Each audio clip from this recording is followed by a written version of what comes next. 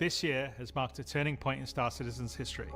We have finally moved past the question of whether we can build an architecture to deliver a universe with incredible detail at massive scale, seamlessly, and where thousands of people can all play together. Server meshing has been working pretty much flawlessly at scale for the past 9 months. It has brought a more populated and active verse with up to 700 players online and in the same space at once.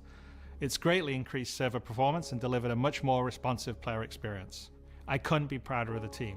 They delivered something no other online game does presently. There may be other games out there that claim large player counts or even the ability to mesh, but none do it at our detail, scale, and seamlessness. Of course, there will be continued improvements to server meshing and to Star Engine, but having moved past this last big technological hurdle has allowed us to finally focus on quality of life and stability improvements, something that has long been overdue. We're about to deliver our 9th patch in 10 months, with content that has brought Star Citizen storytelling into new and exciting directions. We pushed more than 24 features and more than 2,000 bug fixes. And while there is still a long way to go, the game has gotten more stable, performant, and fun as a result. We see this in player metrics. More of you play every day. The daily average users is up 45% from last year, and your play time is up 15%. So more people venture out into the verse and stay there longer than ever before. And through all that, we've told the dual stories of the Frontier Fighters Assault on Pyro and the moral compromises being made to combat the regen crisis. Now, as those stories come to a rest for the time being, it's time to look forward to the next chapter of Star Citizen, where the instability in Pyro and the callous actions of some pave the way to new adventures, new locations, and new threats. Last year, we announced our next star system would be Nyx, home to the People's Alliance of Levski and bordering the Vandal threat. Today, we're proud to share that your adventures in Nyx begin not next year, but next month, when Star Citizen's 3rd system comes online in Alpha 4.4. 2 new systems in 1 year. That's only possible because of the tireless work of our development teams, server meshing accelerating what's possible, the support teams behind the scenes, and most importantly, all of you. Now, I do miss that we're not all together under one roof this year, but in many ways, we're more connected than ever. Across the globe, many of you are gathering at watch parties, 9 of them with our developers in attendance, and countless others springing up in communities everywhere, and all happening simultaneously today. So even if we're separated by oceans and continents, we're bound together by the same passion for space, for discovery, and for this incredible universe we're building together. Whether you're at home or alongside your crew at a watch party, grab a drink, sit back, and let us take you inside our up-and-coming plans for the next year of Star Citizen. Yeah, this was such a good fucking show. I watched it at work. I was at work, and luckily it was a chill enough day that I got to watch it at work. I'm super excited. Nick's coming in, fucking, we got the Stinger already in the shop. I already saw that. I can't buy it today, unfortunately, but I'm gonna pick it up on Tuesday. Fuck. So much good news. The only thing that really kind of changed for me was I was expecting the RSI. I was expecting that RSI ship to come out. I don't even know what the name of it's going to be or whatever, but the salvage ship. With the foundational technology now in place, the content development of the game is no longer That doesn't bother me restricted, that much at all. allowing us to forge ahead with building out our first 5-star systems. Yeah, Nyx will it's see not the as much expensive loved as I thought it was Nevsky going to be. I Landing thought they were Zone, going to put like a added $500, back to the $600 verse, price while tag on also it, bringing you and one of its most iconic landmarks, the Glacium Belt. I was Here, planning you'll on biting experience the a bullet new for that, but it was combined arms $300, operation and that kind of made that will me happy. introduce new factions For a heavy fighter, and new that's not too bad, adventures for you especially to an discover. alien heavy With fighter. this edition of our 3rd star I imagine system, we're for also Star going to Citizen do or for something Citizencon, that's they'll at have the price heart kind of the low. entire Star Citizen experience. But and I'm that willing to is bet to like build next it year right at in front of you. Alien Week, As we've the done price this is going to year, go up, with the addition of crazy. several major locations, or at least such as the $50 to Hathel $100. or the Lazarus Complex.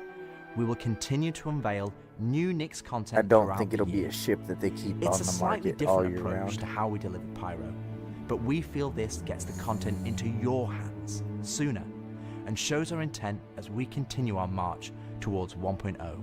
I'm so incredibly proud of the work our teams have done, and are continuing to do, and we're excited to have you on this next step of our journey.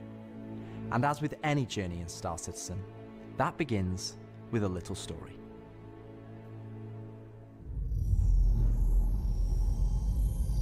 For how big the Stinger looked, though, I was kind of expecting an interior. That's a big chunky boy for no interior at all. In 2025, we introduced two major storylines. That's a lot of spanning chunk multiple and no patches, interior. creating a living backbone That for really adventure surprised across me. the universe.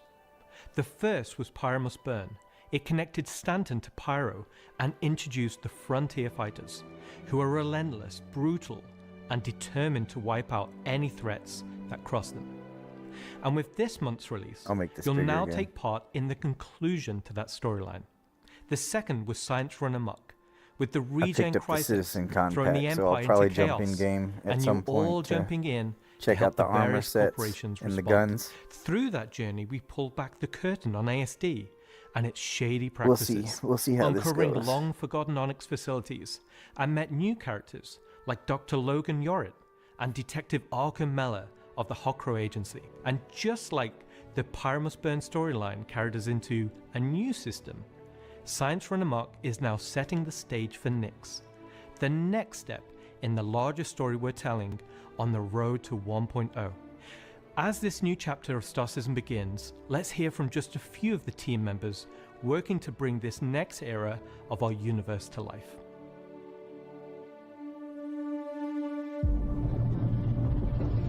Man, I was watching this at work and I was just smiling so fucking big. When the man. Nyx system was God. first discovered, the United Empire of Earth, the UE, came out and So did excited. scans There's gonna be and so much kind of found out that content. the system wasn't really worth settling. The planets were too hard to terraform, the resources were too tough to get, so they opened it up. And one company saw opportunity where the UE didn't, QV Planet Services. And so they expanded into the system and tried to mine as much as they could, making a very slim margin by the sheer quantity of resources they were pulling out. And, I'm gonna be off The Tuesday, system Wednesday, itself and Thursday. sort of ran its course from sort of a large corporate interest perspective, and then was mostly left abandoned. Now, this ended up being the ideal situation So, for the People's Alliance, who Tuesday, were a Wednesday. group Tuesday, of I'm definitely revolutionaries gonna who buy were the trying to Stinger, overthrow the dictatorship around of the 5 Messeri p.m. my scheme time. that That's was usually going when my on in the paycheck Empire at the hits. time. And then I'll definitely So live stream it. they went to the Nyx Get a look system at it, do a couple and missions in it. established what became known as Levski. They wanted to make it everything that the UEE wasn't at this time. They set up what they saw as their ideal society, where everyone's voices would be heard, where everyone would be equal. But Hey, they've how's it fallen going, into Alex? hard times. Oh, So Nyx today is kind of at an interesting point in its history. Now that the UEE has kind of transformed itself into a democratic society, what is their role? What are the People's Alliance rebelling against? And they still see the Empire as being inherently unfair. They see their role as still trying to create a free and fair society. But on the other hand, they have more problems than ever. And there's new threats lurking around every corner. And they have to ask, are they prepared to handle that? Or do they need to turn to the UEE for help?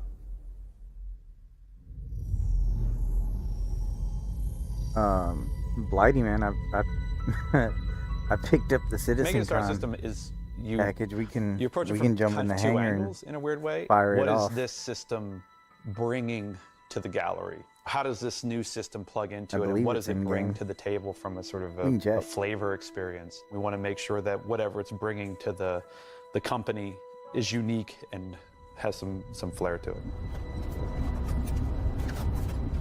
So the Nyx system is a remote system where people want to go and live free outside of the pressure and influence of the UEE. It's a remote and rugged system with a lot of hostility coming from the ever-present threat of Vandal. It's kind of like a frontier-esque thing. It's not lawless like Pyro, it's just kind of out there. Pyro's more like a Mad Max wasteland, and Nyx is more like Silverado or like Deadwood, right? It's kind of like a smaller scope. The emptiness and the loneliness is the defining factor. You're still going to find gangs, you're still going to Oh find yeah, I know. I've already hostile seen this. presences. Yeah, But I've it's where seen it people myself. go if they want to But yeah, live off the grid. this is The People's Alliance is the main peacekeeping force in Nyx. They were unhappy This was a good with Citizencon. the direction that the This was a empire was very good going under the Citizencon. Messers. They got out. They said, we're just going to start from scratch, build our own society, but build it the way that we think it needs to be built. They're not perfect. They're just people, but they're doing their best. They want to help keep And the more I think Nyx about safe and what make they it announced prosper. at the end They with the whole are capital trying ships to and do the best everything, that they like can, the more I think but about are that, the faced more with the realities excited of I get dealing with about people, that. which That- is that's gonna tricky. be pretty fucking fun. The Pyro star is quite a warm star. Stanton star is quite neutral. And the Nyx is a little bit cooler. The system I'd love to be a has its fucking star, and it medic has packed this dark, into a really, really drop dense, ship gas and sort of being nebulous unloaded cloud. onto that fucking And it station has points after a of big light capital scattered ship around battle it, or and space those spaceship points of battle. light Man, that in- would be in so this gas fucking cloud cool. is really, really hazy. So Oh, because yeah, and the Nyx is interstellar bordering Vandal hauling, that's space, gonna be it was so fucking important that fun, we have a too. gap in the Nyx gas cloud where you could sort of just That's gonna be in great. between the clouds see a piece That's gonna of be the big Vandal fucking space. bucks. It feels so close that it's even like protruding some red light. Trips to Pyro start being The worth level so much. designers are using it as an actual visual indicator of where to place more dangerous POIs. So if you point your ship in the direction of it, you should find, as we build it out, that you will be in more. Well, they and more did danger. announce the and I think that's really the cool. what you call it, the Kraken not too long ago. To give more They just didn't do it at atmosphere, Citizencon. I was testing out adding some sort of space snowflakes, essentially. So when you look towards the sun, you can sort of see that sort of like sparkle. But then when you look away from the sun, you'll see the reflections and sort of like little glints of light.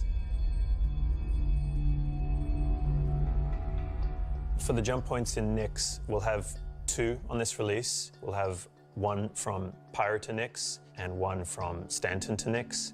It should be going from Nyx to Castra, but we're essentially bypassing Castra I was secretly hoping. temporarily. I was secretly we wanna hoping the make sure third you can ship get was there going to be the any way you want. merchantman. God dang it! I was seeing all the Glacian art on the Belt outside of is the a huge asteroid belt the that Vandal is in ship sort and of thinking the about middle of the system. how much it looks kind of like Glacian Belt is a combination of like a the bunch Defender, of and I was technologies like, that we man, already had.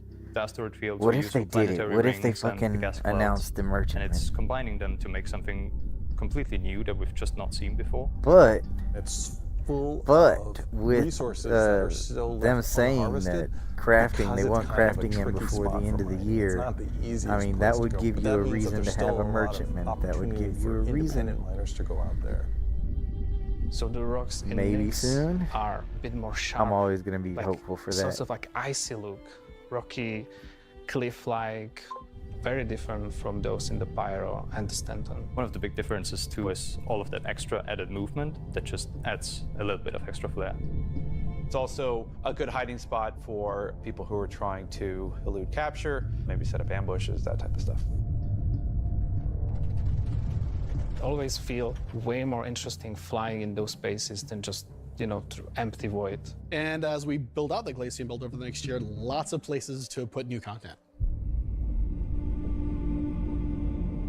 Delamar is a very large asteroid in the Glacian Belt that QV Planet Services had built a mining base on that got taken over by the People's Alliance and renamed Levski.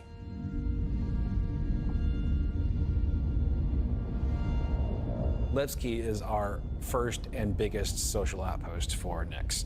It's kind of like the place where you stop before you do your panning. So it's kind of a San Francisco before you go out to the gold rush. It's going to be the central hub for trade and hauling and all of the commerce within Nyx and also from Nyx to other systems. But it does have a CD underlayer to it. Over the years, you're sort of improving the generation method of those Oh asteroids. yeah, so I did get a little to distracted earlier. I was saying culminate towards this specific point. I was kind of expecting them make to announce the large, salvage ship from explorable RSI, but they location. didn't do it. And I do still want to do a whole When you fly towards Zero the to west, you see Hero this thing. huge gas ring. So around I it, think I'm gonna do scattered that next small, month mid-sized when- pieces of the asteroids. when Nyx Levski comes is in, immediately apparently unique. I'm by going the to fact start a that it's- second account. It's a I'm going to buy a facility beginning clamped onto the mining side of an ship, though, asteroid. because The Nyx is breathtaking going to be views of highly looking focused into the on belt mining. instantly gives it a And I unique think I'm charm going to and do a flavor. 0 to Hero series that As you way. approach, you'll initially see a very dramatic borehole that goes all the way through the asteroid. You'll also see, growing out from there and alongside Levski, there will be landing pads along Yeah, what we'll I call the probably see spine. it. I may still get it Lots of and use it as a industrial starter account, pipes and but I definitely transport want to do 0 to systems Hero bring in Nyx out the and refined see how mining that goes. materials when it was a mining Especially station. with like the Before facilities we were coming using in an and actual everything, planet, and, so and we had just all of the it being space Vandal available space, to- I think to that would be place, such an all of interesting these place to structures. start But and, now it kind of meant that we and had work to your way create from an the ground asteroid up which has the appropriate size to. with a starter ship. If we took the whole shot of the asteroid, you will see that there is an area to fly underneath.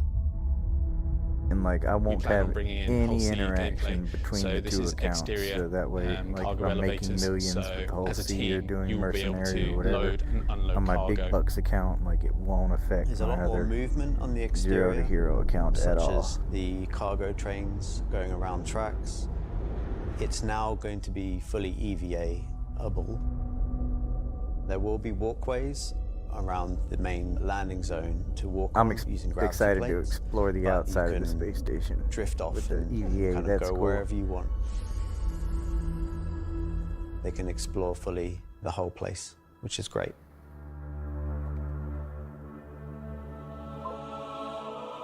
Unlike Hey, the what's up, majority of Skywalker? anarchists living in Pyro, Where you been, man? there are people here in Nyx that care. It's not a downtrodden or derelict, dilapidated location. It has a sense of order. But only where the People's Alliance has people living. But we've had Levski before, and we've updated it quite substantially to be more in line with the newer features that have been put in since, but also visually. And there's been a lot of quality of life fixes that we've wanted to add and bring up to like a good standard for a landing zone. Gracing the main lobby of Levski is a large statue of Anthony Tanaka, who was a child worker. And was being worked to death. All of them were. I was And so Anthony excited to see Tanaka the just had a break. the and just crafting said boxes no, and stood up against for- the foreman, the supervisors, the I don't know what managers, to the call 'em. guards, and was killed for it. The crafting And so he units. became a sort of a figurehead. And kind of was one of the linchpin moments in seeing the fall of the Messer regime. We'll have to get it in our hands, but in my personal opinion, looking at it when they were showing it, it looked So if you kinda, take the elevator up interface to looked a the little top convoluted. deck, you'll see the top view Looked and like there was a lot the going on. cargo area as well. So that you can go through the cargo shop. You've got your normal kind of cargo needs. You'll have ability to trade and buy your tractor beam and other gear that you need. So if you were to die in the Nyx system, then one of the places you might come out from is the hospital in Levski, which is called the Mercy Hospital. So Mercy Hospital is just basically, it's a local med station for all the residents of Levski, anybody traveling through the system. Again, they're trying to provide as good medical help for people as they can. When you arrive at the hab's location, you'll be presented with a lobby, elevator bank, and then you will take that transit to the hab room. So within that room will be pods. And that's where the original miners would have lived. They're not the nicest, and they're a bit messy, but they're a home for people in Levski. I wondered if that was like a hint. If you head down to like the how they mentioned lower the view pods deck, and them being a you'll home, go through into the maybe Grand we'll start Barter, getting which is your main social habs. and commercial area of Levski. This is where you will see market sellers selling their wares. There will be stalls. There will be kind of more embedded shops. And that includes things like Corderies, which is your armor shop, and also conscientious objects, which is for weapons. There's also one of my favorite places, Cafe Musée, which is where you can go down into some of the more rocky depths and grab yourself a drink, and you never know who you meet down there. If you explore a bit more around the Grand Barter, there's other routes around and little side passages. There's another shop that's away from that area called Teachers. Teach's Ship Shop is basically where you would go if you were looking to pick up a used ship, buy some ship parts, fix up your old ship, find some new stuff, sell some scrap. We've closed Back up in the day Dunkers Depot when for Levski was in the game and originally, everything that you could used to be lay sold there down will now be sold and at crawl Teachers. backwards through a lot of the hatches. Another new area as well and as get the into cargo shop like that we've old added tunnels is and the things like refinery that deck were for Levski. eventually That's gonna where be you can take something, your you know? processed goods, not just from Levski, but from the rest of the Nix system, and refine and sell those goods there. As a lot of the content in the next coming releases for Nix is going to be mining related. So it's super important that Levski is a really nice hub for mining type of gameplay. See, that's what I was thinking about, buying a mining ship for my So we're my really Zero happy to bring Hero Levski account. back into the game. It's Been been gone doing for quite a few Levski, years but now. I might do I think salvage. it really might be provided worth it. a unique environment of. We'll see how it's sexy that fucking salvage run ship is down, when it comes out. but the people who or live if there it comes out soon. love it and are working their hardest to make it a great place to live. This is a location that has a lot of nostalgia for you guys, and we don't want this just to be a re-release. We do want you to go, wow. It's not going to be as complete as Pyro was when it first came out, but it's going to be our first iteration, and you're going to be able to see it grow as we work on it. Like with everything, we're always learning and improving and finding new ways. I mean, is there anything more Star Citizen than just building the system while the players watch us build it around them? It's going to add a nice dynamic to Stanton and be a much more calming of, style system than Pyro. The people that would have played it before are going to love to see this come back, and the people that haven't seen it before, it's going to be a great new location. This is the first time that I'm going to be able to touch stuff and kind of bring my own content to the game, and that's really exciting to me. Levski coming back into the game is a huge milestone personally for me. So I worked on the original quite some time ago, so seeing it come back and updated and improved and better is fantastic. Yeah, I'm totally excited for Levski again. It was already a pretty cool station.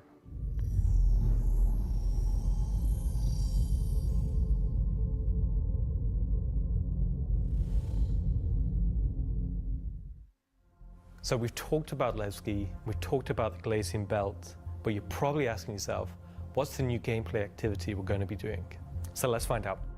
Welcome to Nix is your first experience in a new space station in a new solar system. It's a mystery to be solved. When I do There's the Zero things to for the Hero player account, to explore I'm and just look going to buy into. a There's going to be some twists and starter turns, account of course, some combat, with and if you're either- lucky enough to survive, maybe some good rewards. either a miner This is basically or a hopefully the continuation RSI of salvager. kind of our ASD storyline. So Is my in the preference. but closing out we'll what see we had called we'll our see sort what of happens science run when amok we get closer to Nick's storyline, releasing. we had revealed that ASD had been procuring sort of very black market illegal stuff in order to conduct their experiments. So this mission It's going is to be a basically second gonna be account. continuing on that completely trail. So the Navy has separate learned that from my legal main tech is account, being and sold in the UAE. they're not going to and they're interact hiring with each other in Intersect any to way. investigate. Intersect Defense Solutions is the leading military defense contractor in the UAE. So the Navy contracts with them a lot for doing various kind of military operations that they don't want to handle themselves. We didn't want players to be working directly for the Navy. The Navy just doesn't call up random citizens and ask like, hey, if you're free, can you fly a helicopter? I guess as a player, when you can think about like, oh, where am I going to be doing missions that are capital ship battles or large fleet scale stuff or military operations, that's all going to come from Intersect Defense Solutions. Intersect have discovered the source of the illegal tech is in the Nix system and an old abandoned QV Planet Services logistics station that's come back online. So they want the players to figure out what's going on. So when you come out of Quantum and you start your approach vector to the objective, you'll be weaving through asteroids, going through the Glacian Belt, and slowly the station will reveal itself. Now this is an old QV logistics station. It's pretty beat up, it's pretty derelict, but there's some points of interest that you'll spot as you go through. So the station itself shares design cues from old Pan Am stations found in Pyro. Yeah. This architectural I like that design style of found station. its way over to the Nix system as the system was being established. But you'll also see some additional design cues that QV planetary services were adding, so it's a nice transition architectural point. It's fairly skeletal in design. You'll see logistics yards and cargo yards, but also facilities pinned inside the asteroid, creating this network of facilities. You'll notice there's a Polaris near the main hub. It's not a normal Polaris. It's damaged, it's broken. It's not a standard corporate Polaris. So at this point, you should be asking yourself, who does this belong to? Away from the Polaris, you'll see struts leading to asteroid bases. Now, these asteroid bases are locked, so you don't know exactly what's inside just yet. But all of this comes together to form the playground for the mission to take place. So not only is this facility unabandoned, but it's also under attack from a surprising but familiar foe.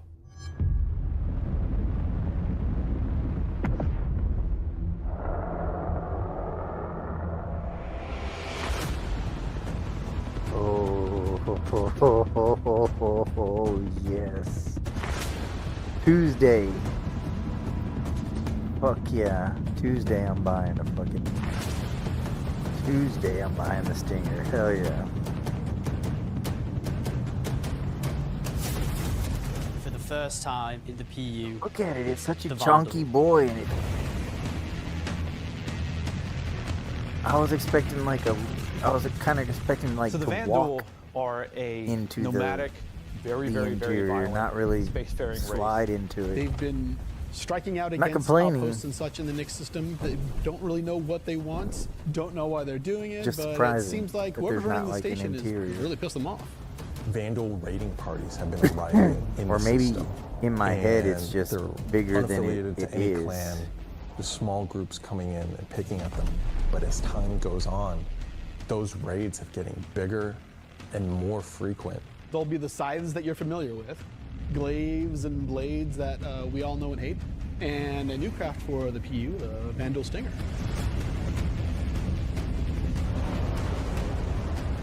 You will That be thing just looks contacted nasty. by some civilians on arrival asking you for help. So at this point, you have a choice. You can either bug out, mission over, or join the fight. This will be the first time since the PU launched that you'll be able to fight against Vandal aggressor ships. This fight will be intense. The player should be able to deal with them, but they will have to be prepared and they'll have to come back in to fight off this initial wave, and that won't be Something the they end didn't notice. Do y'all think you'll be able to find Vandal bodies After you in fight these off the ships? Vandal After ships, the mysterious inhabitants of the station invite you to come or on do you board. think like Which the ships will insect just of completely explode? We'll encourage you to do because it'll help further their Think investigation. you'll be able to against disable a what's ship happening and here, why these QB stations have come back. you probably won't get You just dock your because the ship, way you get into the board the Vandal station, ships. You probably and won't it be turns able to out get in the there, but- inhabitants here have a real surprise for you. The player will be immediately ambushed. These guys are not your friends.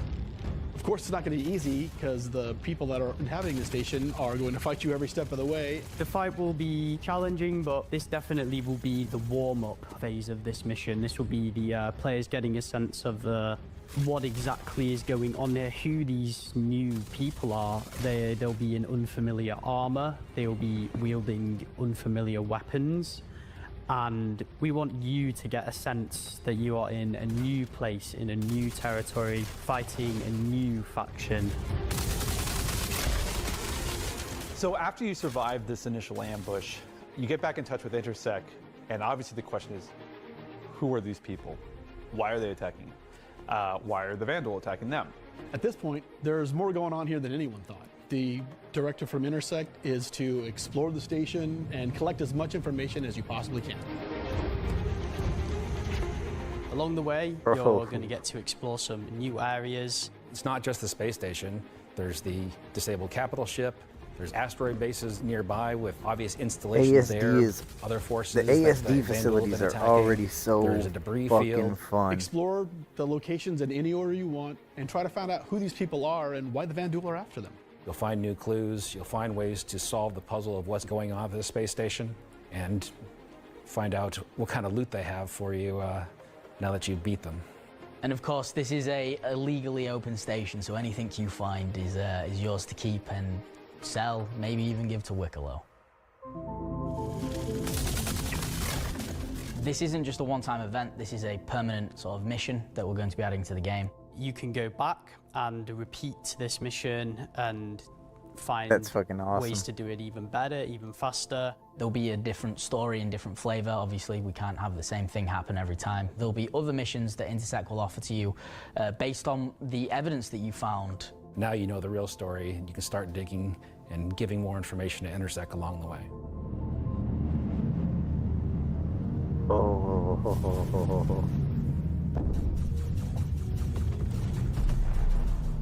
I'm super excited to finally see the Vanduul in the PU. I'm excited to bring cool Vanduul ship combat to SC. Players in the PU will now get a face down these awesome I think ships that's going to draw a lot of and new get a players taste in too. Of, Once like videos of this shit start we going already have live, it in Arena Commander, or where you even get to just fight following the this, Vandal Swarm, and I being think able we're to going do to that in get the a big PU is going influx to be, of players. I think, a heck of a lot the of next, fun. before the end of the year for sure.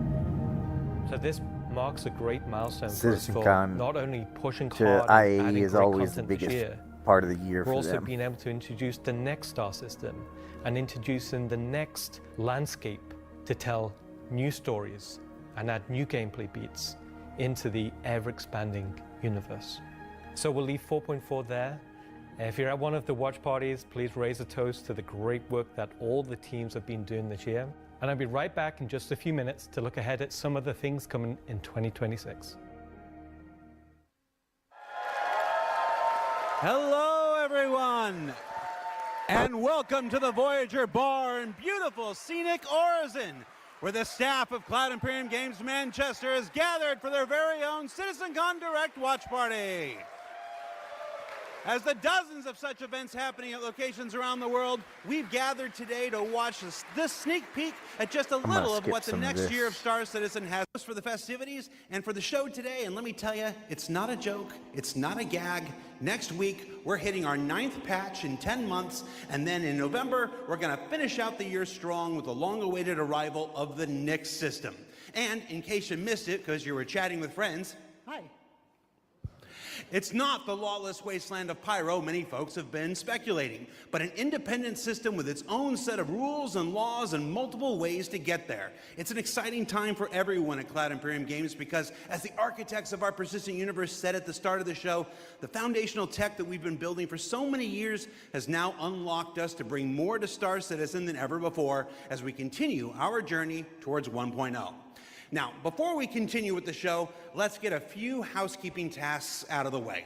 First, we're simulcast on YouTube and Twitch. So if you want the keen communities of Twitch or the 4K ultra high resolution of YouTube, you have your choice. Second, throughout the broadcast today, we want to see and hear what you have to say along the way, and you can tell us on social media by using hashtag Citizencon.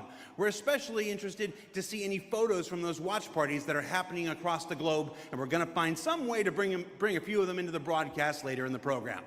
Third, we've also had a Citizencon contest going for people to create their very own slice of life in the PU videos, and we played the winning entries during our pre-show countdown.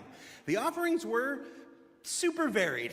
The idea was to work with the team to say, I'm going to make a video about how awesome I am. And L21 Wolf from Kruger for their efforts. Good job. And to all the winners, I really don't. He's so afraid. Either way. All right. I just realized that my bosses, Chris and Sandy, are sitting in a movie real behind the scenes here. This is up. Aren't you, Chris? Listen to anything I say. Do either of you regret that decision so long ago? All right, so I've probably pushed my luck enough. Let's get to the next thing. When Nyx arrives next month, it'll have Levski, the Glacium Belt, and the new Welcome to Nyx operation we just discussed. But throughout 2026, we'll also continue to build the star system out with new features and new sibling star systems, but continue to set Star Citizen apart from other video games altogether. Now, at this point, if you're running one of the watch parties, you're going to want to crank your speakers up for some brand new music from the Maestro Pedro himself, and let's take a look at some of what the next year has to offer for the Nyx system.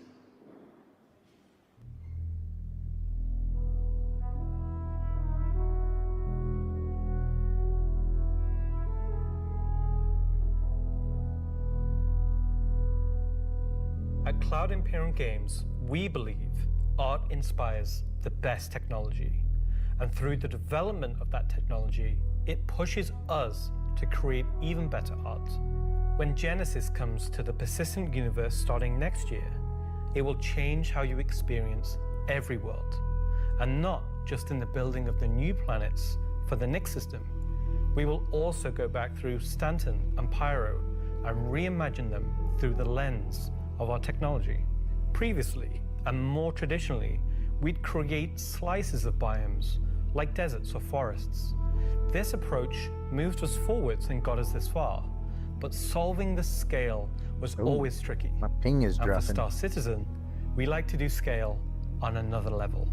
Issues like seeing tiling from our height maps from high altitude, or the unpredictable blending when two biomes connected, were common. But ultimately, things just never felt right. Our worlds were gorgeous, but to us, they still sometimes felt like interpretations. Now, this was a super hard problem, which we needed to solve at the scale for Star Citizen requires. God, when I was watching this part at work on my phone, even though I was on my phone, I was still just kind of just blown and away not just on by a planetary scale, but to our by level of this. detail. Like, jeez, they are so far ahead. With They Genesis, are so far we've made ahead. a I was complete talking about this in the paradigm live shift to stream how the we other do day. Like, things. when Biomes are now created based on the physical if somebody data else sets, wants to do this now, they're 10 years with the behind. assets being spawned whenever and wherever the correct criteria is found. So when you see a forest or a meadow, When it's people no start longer asking, because an why aren't artist other game painstakingly companies crafted doing it this? there. They're all It's 10 now years because behind, it that's simply why. wants Because to everyone be was there. saying this was a fucking It scam. fits inside our rules. Genesis also ties into our other gameplay systems. Our new Hey, planets how's it are going? built from Welcome. the information we create for our different data sets, like height maps, humidity, temperature, soil type, soil amounts, geology erosion data, to name but a few. This means you can now tell where to find valuable minerals as the geology looks like it would be suitable for it. Where scree piles exist below sheer cliff faces, and where rocks have broken off over time due to erosion. Of course, these new tools still give us the ability to direct the look and feel we want. The attention to detail Yeah. from the tallest mountain to the smallest Yeah, it's flower gonna be crazy is awesome. still our core I'm so DNA. excited. Just With seeing all this Genesis, stuff is we insane. can now keep that detail-orientated mindset as we focus on the quality, and it provides the quantity. Next month, they Genesis said, not provides our even planets next year, with the next ultimate month. sense of we're exploration gonna, we're gonna and be able to adventure. walk around and fuck with Discovery this in shit. the purest emotional form. That's We want fantastic. you to find that perfect place, with the planets providing an abundant resource to harvest. This is a major part of what exploration is for us. We want that feeling of finding a corner of the universe that you'll fall in love with, and where you want to settle down and build your home. Now I'm going to hand you over to Will to go deeper into what we have built that allows Genesis to realize our vision. As a reminder, some of the visuals you'll see will evolve and change as we continue our technological development and hone in on the final look for Nyx. Thanks, Ian. So, in case it's not already clear, Genesis is our name for a group of technologies that are improving our ability to build worlds, refining those that we've already created, and ultimately expanding our persistent universe to the scale and quality that we all expect. I work on planet tech, so let's talk about how that's continued to evolve since our presentation last year. And instead of just highlighting some really cool biomes that we can create, let's go ahead and show how all this work applies to the upcoming planets of Nyx. So there are 3 planets in Nyx. Nyx 3 is a gas giant, and I think it's blue. It's not going to surface. I don't really know. Nyx 2 is a yellow, toxic, It's got like this high pressure atmosphere, and it's like a very volatile planet with high risk reward gameplay. It's gonna have some really interesting biomes for you to discover, but for now, just know it's gonna be dangerous, because today we're gonna focus on what we consider to be the hero planet of this system.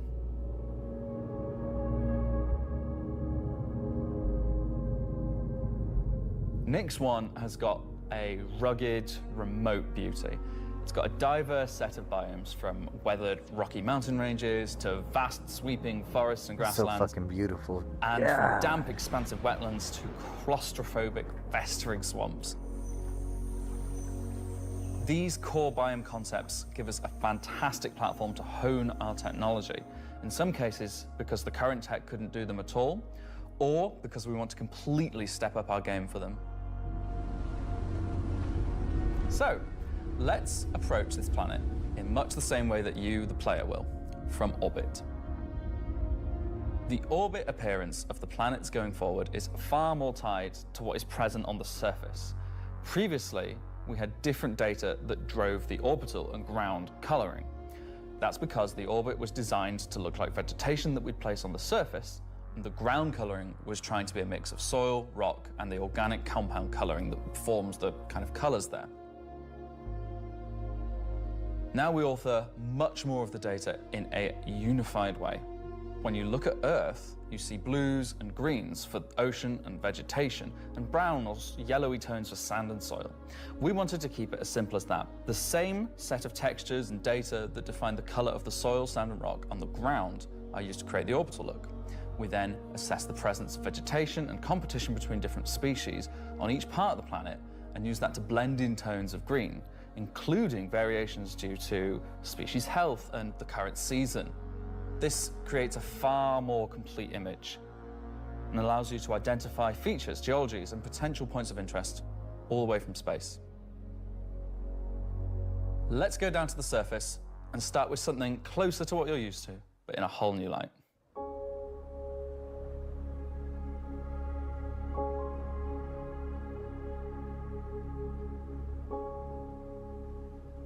When we approached the surface of the planet, we wanted to start by focusing on just the soil and rock. One of the things that was missing from our terrain previously was simply feature complexity. God, that looks so fucking cool, man. Oh my detail god. at the ground scale. I can't to combat wait, this, man. we've added a new That's layer gonna of be data. so sick. That layer is called Do you think medium we're gonna tiles. be playing on this shit next month? These are intelligently placed on top of the existing 4-kilometer terrain tiles based on slope, soil type, and other erosion data. And these medium tiles don't just create height changes, they also bring in local erosion data both for soil and bedrock size values. And this gives us a whole new level of terrain detail, of scale, and allows us to create far more unique locations across the planet. So now that we've nailed the surface, let's have a look at adding some rocks. We've now got two major contributors to the rock content of our planets.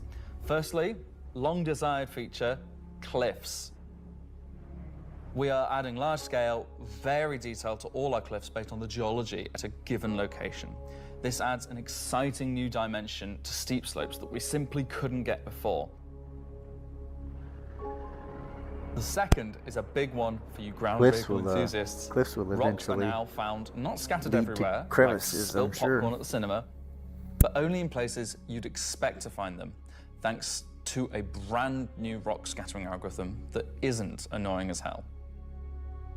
Using physical data generated for each large and medium tile, now rock distribution makes sense and has a physical basis. So if you're still crashing into them after this comes out, that's on you. The rock assets themselves have had a glow up too. We now create rock sets related to a particular geology that look like they originated from the same source. And this ties into how we'll be distributing minables in much more interesting ways too.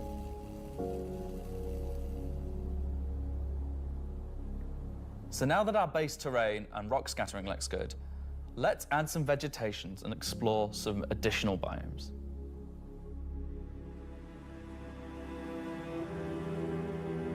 Nyx 1's forests and grasslands are full of trees, various grass species, rock formations, and they're found in all sorts of elevations like mountain valleys, open plains, and dense meadows. And when we start to add a bit of fresh water, they begin transitioning into more wetland-type biomes. And while forests are super cool, let's focus on the grasslands and wetlands today. So, I mean, he said that we're how are we focusing making on the these look so grasslands and great? wetlands today. Kind of implies Obviously, that there are going to we've be had grass forests before, on this but planet. never meadows. Look at that of it. grass. What the Because fuck, until bro? now, we haven't been able to spawn grass in large enough quantities or effectively represented at distance. So we're stepping up our game in terms of spawning, shaping, and shading grass. Yeah, I did watch this today, but I was at work With and I watched it on Genesis, my phone. we now leverage so. GPU spawning to create vast quantities of assets across all biomes, whether it be dense meadows or more complex All the collections of graphically ground cover like you impressive can see stuff in is these kind of wetlands. newly impressive to me. We are also able to fit our grass tiles to the ground by conforming them to the unique terrain underneath. Now we can finally cover complex terrain shapes with grass and ground cover assets, and as a result they are now gravity aligned, meaning each blade is oriented as you'd expect and not sticking out like before.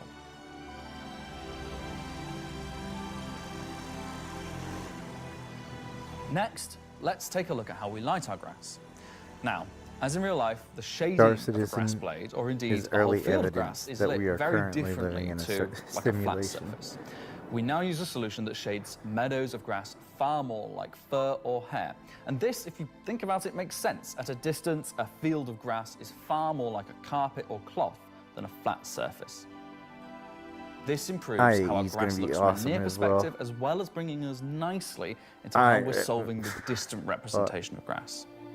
I mean, So, let's talk about the distance problem. the Stinger is really like the one One of our I've been biggest looking achievements forward to. with Genesis is allowing us to build Since beautiful it leaked. biomes out of flora and And geology I think, assets I like think that'll a make building me a set. happy man for the rest of the can I for the say end of Lego? the year. But No. Too late. I'm sure they're gonna But pull in the something past, out at this broke IE down that's gonna very quickly when objects hurt simply my wallet disappeared really when bad. viewing the same biome from 10, 20, They 100 always kilometers away. do.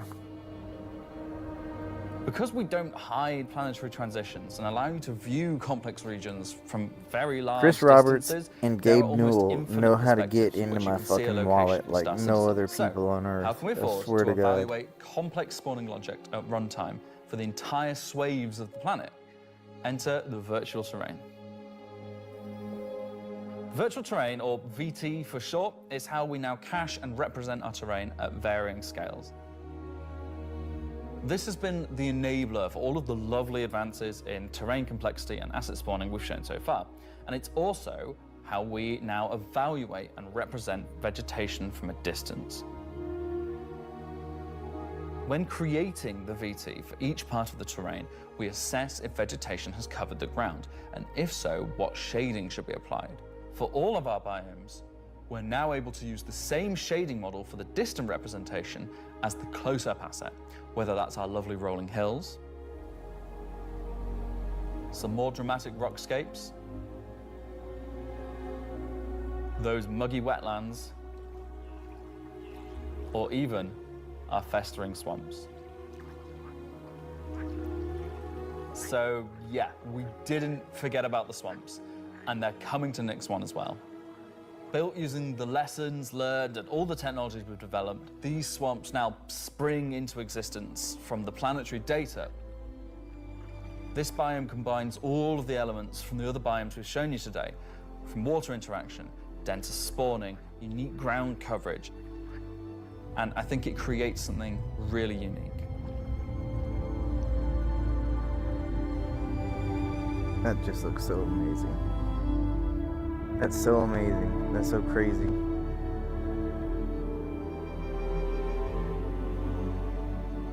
Anyway, that's our update on the Planet Tech portion of Genesis and how we're using it right now to sculpt the identity of Nyx 1.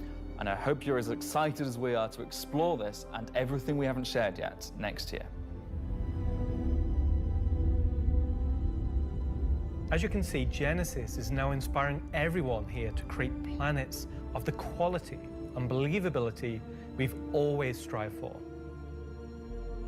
A meeting of technology and art that I truly believe will set our worlds apart from anything we've done before. And with that said, let's move on to a little travel between systems, literally.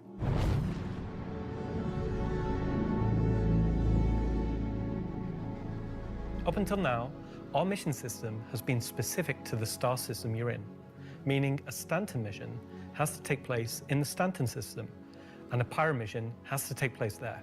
We've never been able to link these together, but with the introduction of our third star system, it's time for this to change. And that begins with the introduction of interstellar cargo. What are you talking about today? System-to-system hauling missions. Hauling is back. It never went away. Because you could play the game? Are they gonna fix the green These boxes? are exactly what they say on the tin. Missions where you're going to start in, say, Stanton and end in Nix, taking various volumes of cargo between the stations. So there'll be high volumes of cargo that kind of fulfill the purpose for the Hull C and the other series of Hull ships. And there'll be a few sort of more direct routes. So you might pick up some cargo from Ruin Station in Pyro and go through the jump point to Stanton. See, that guy was manually loading his Hull C. So if you've never sort of experienced the jump point or going through it, these missions will require you to. They're no way limited. You can do them in any sort of ship you want, any size of ship. I'll be doing them in my Drake Cutter myself, between Stanton and Nix. Just a Drake Cutter? I've got a few ships, but the Drake Cutter is really cute, so. One thing that we're looking to add with these interstellar missions is scripted combat encounters where you can be attacked by NPC ships. Maybe the mission giver has tipped off some pirates who are looking to get a hold of that cargo, as well as express missions, which means the deadline timers that you're used to in the regular hauling missions might get really tight and you've got to learn to be very fast. All of the love and care that has gone into hauling missions so far, with the logistical network and making sure they make sense within the themes of the systems, just as much love has gone into the interstellar missions we're making now.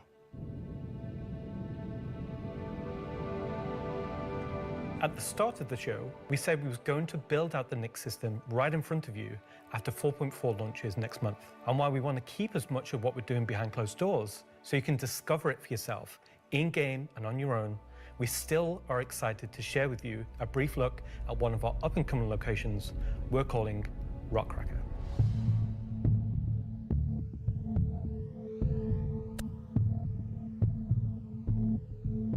Okay, so Rockcracker, Jared, is our internal name. Rockcracker is where you have to crack a rock. It's a big rock. You want more? So way out into the Keegan Belt, you'll find these old QV breaker stations.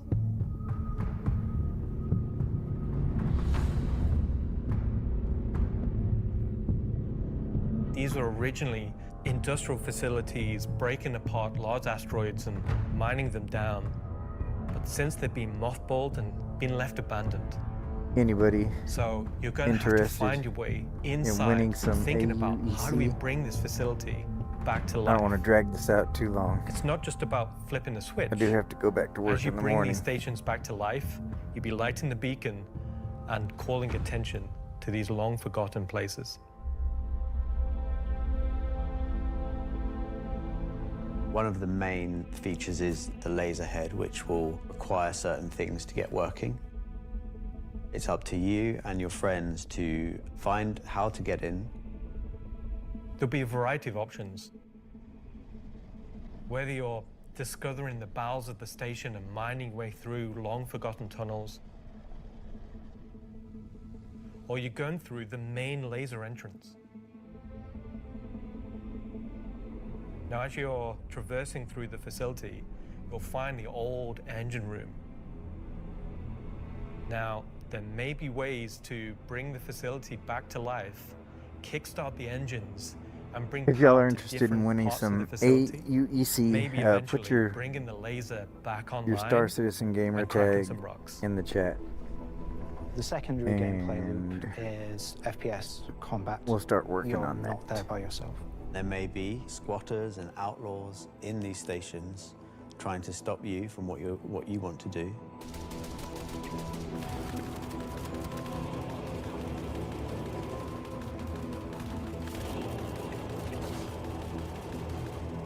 And if not, shit, that fucking saves me some AUEC.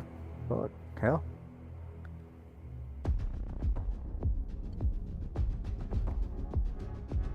So you've found these old facilities, you've brought them back to life.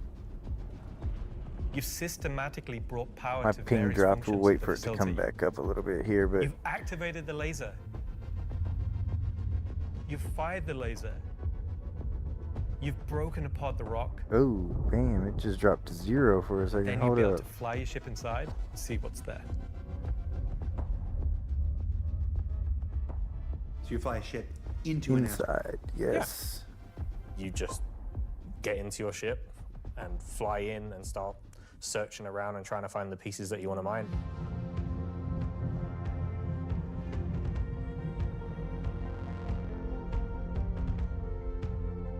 I'm really excited about Rockracker because it's a sandbox activity. You can kind of go to these whenever you want to. This content is for players who enjoy mining, who enjoy exploration, investigation, and don't mind a little bit of FPS content while they're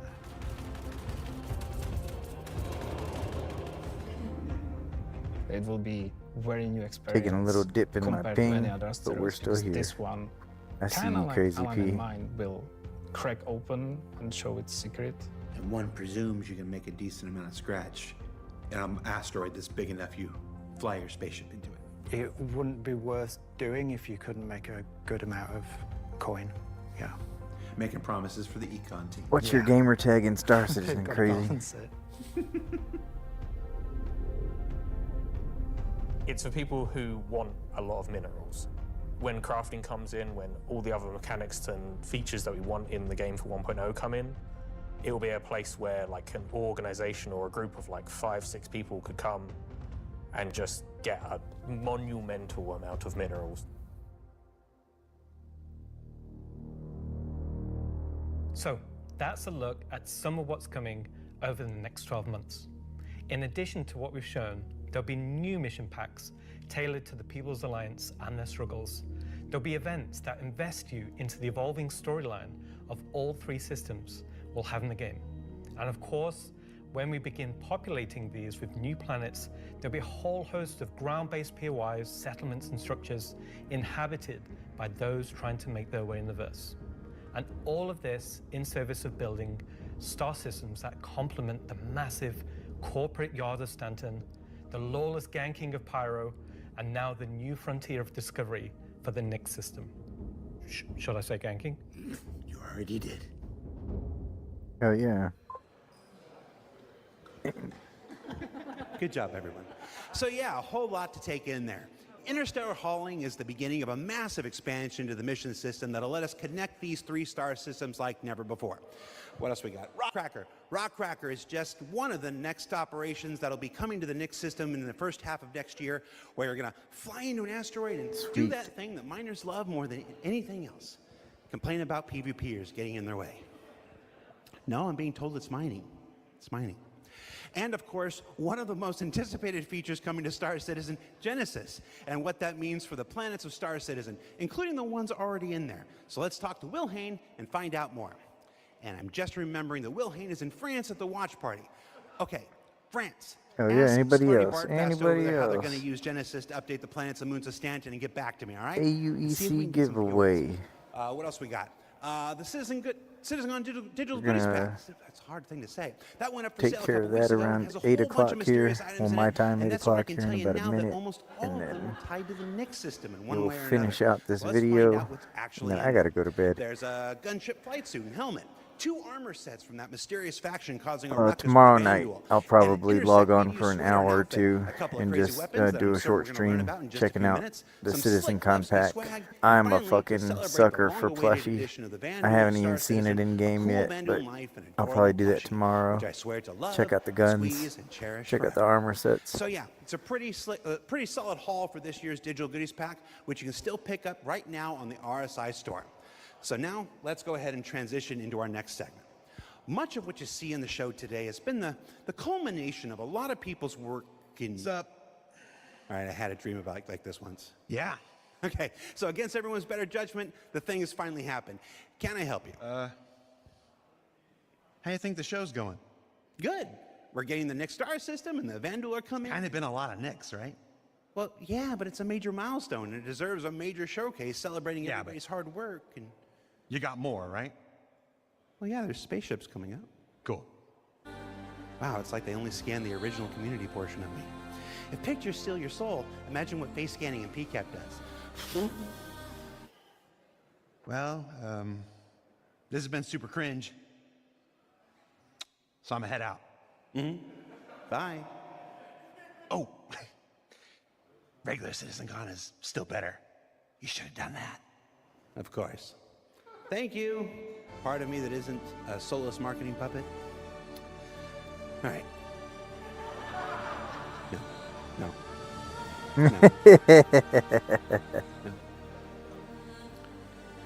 Let's just go to some spaceships, shall we? Hi, my name's John Crew. I'm the vehicle director here at CIG, and welcome to Talking Ship, where we're going to talk about 3 new ships coming to the persistent universe.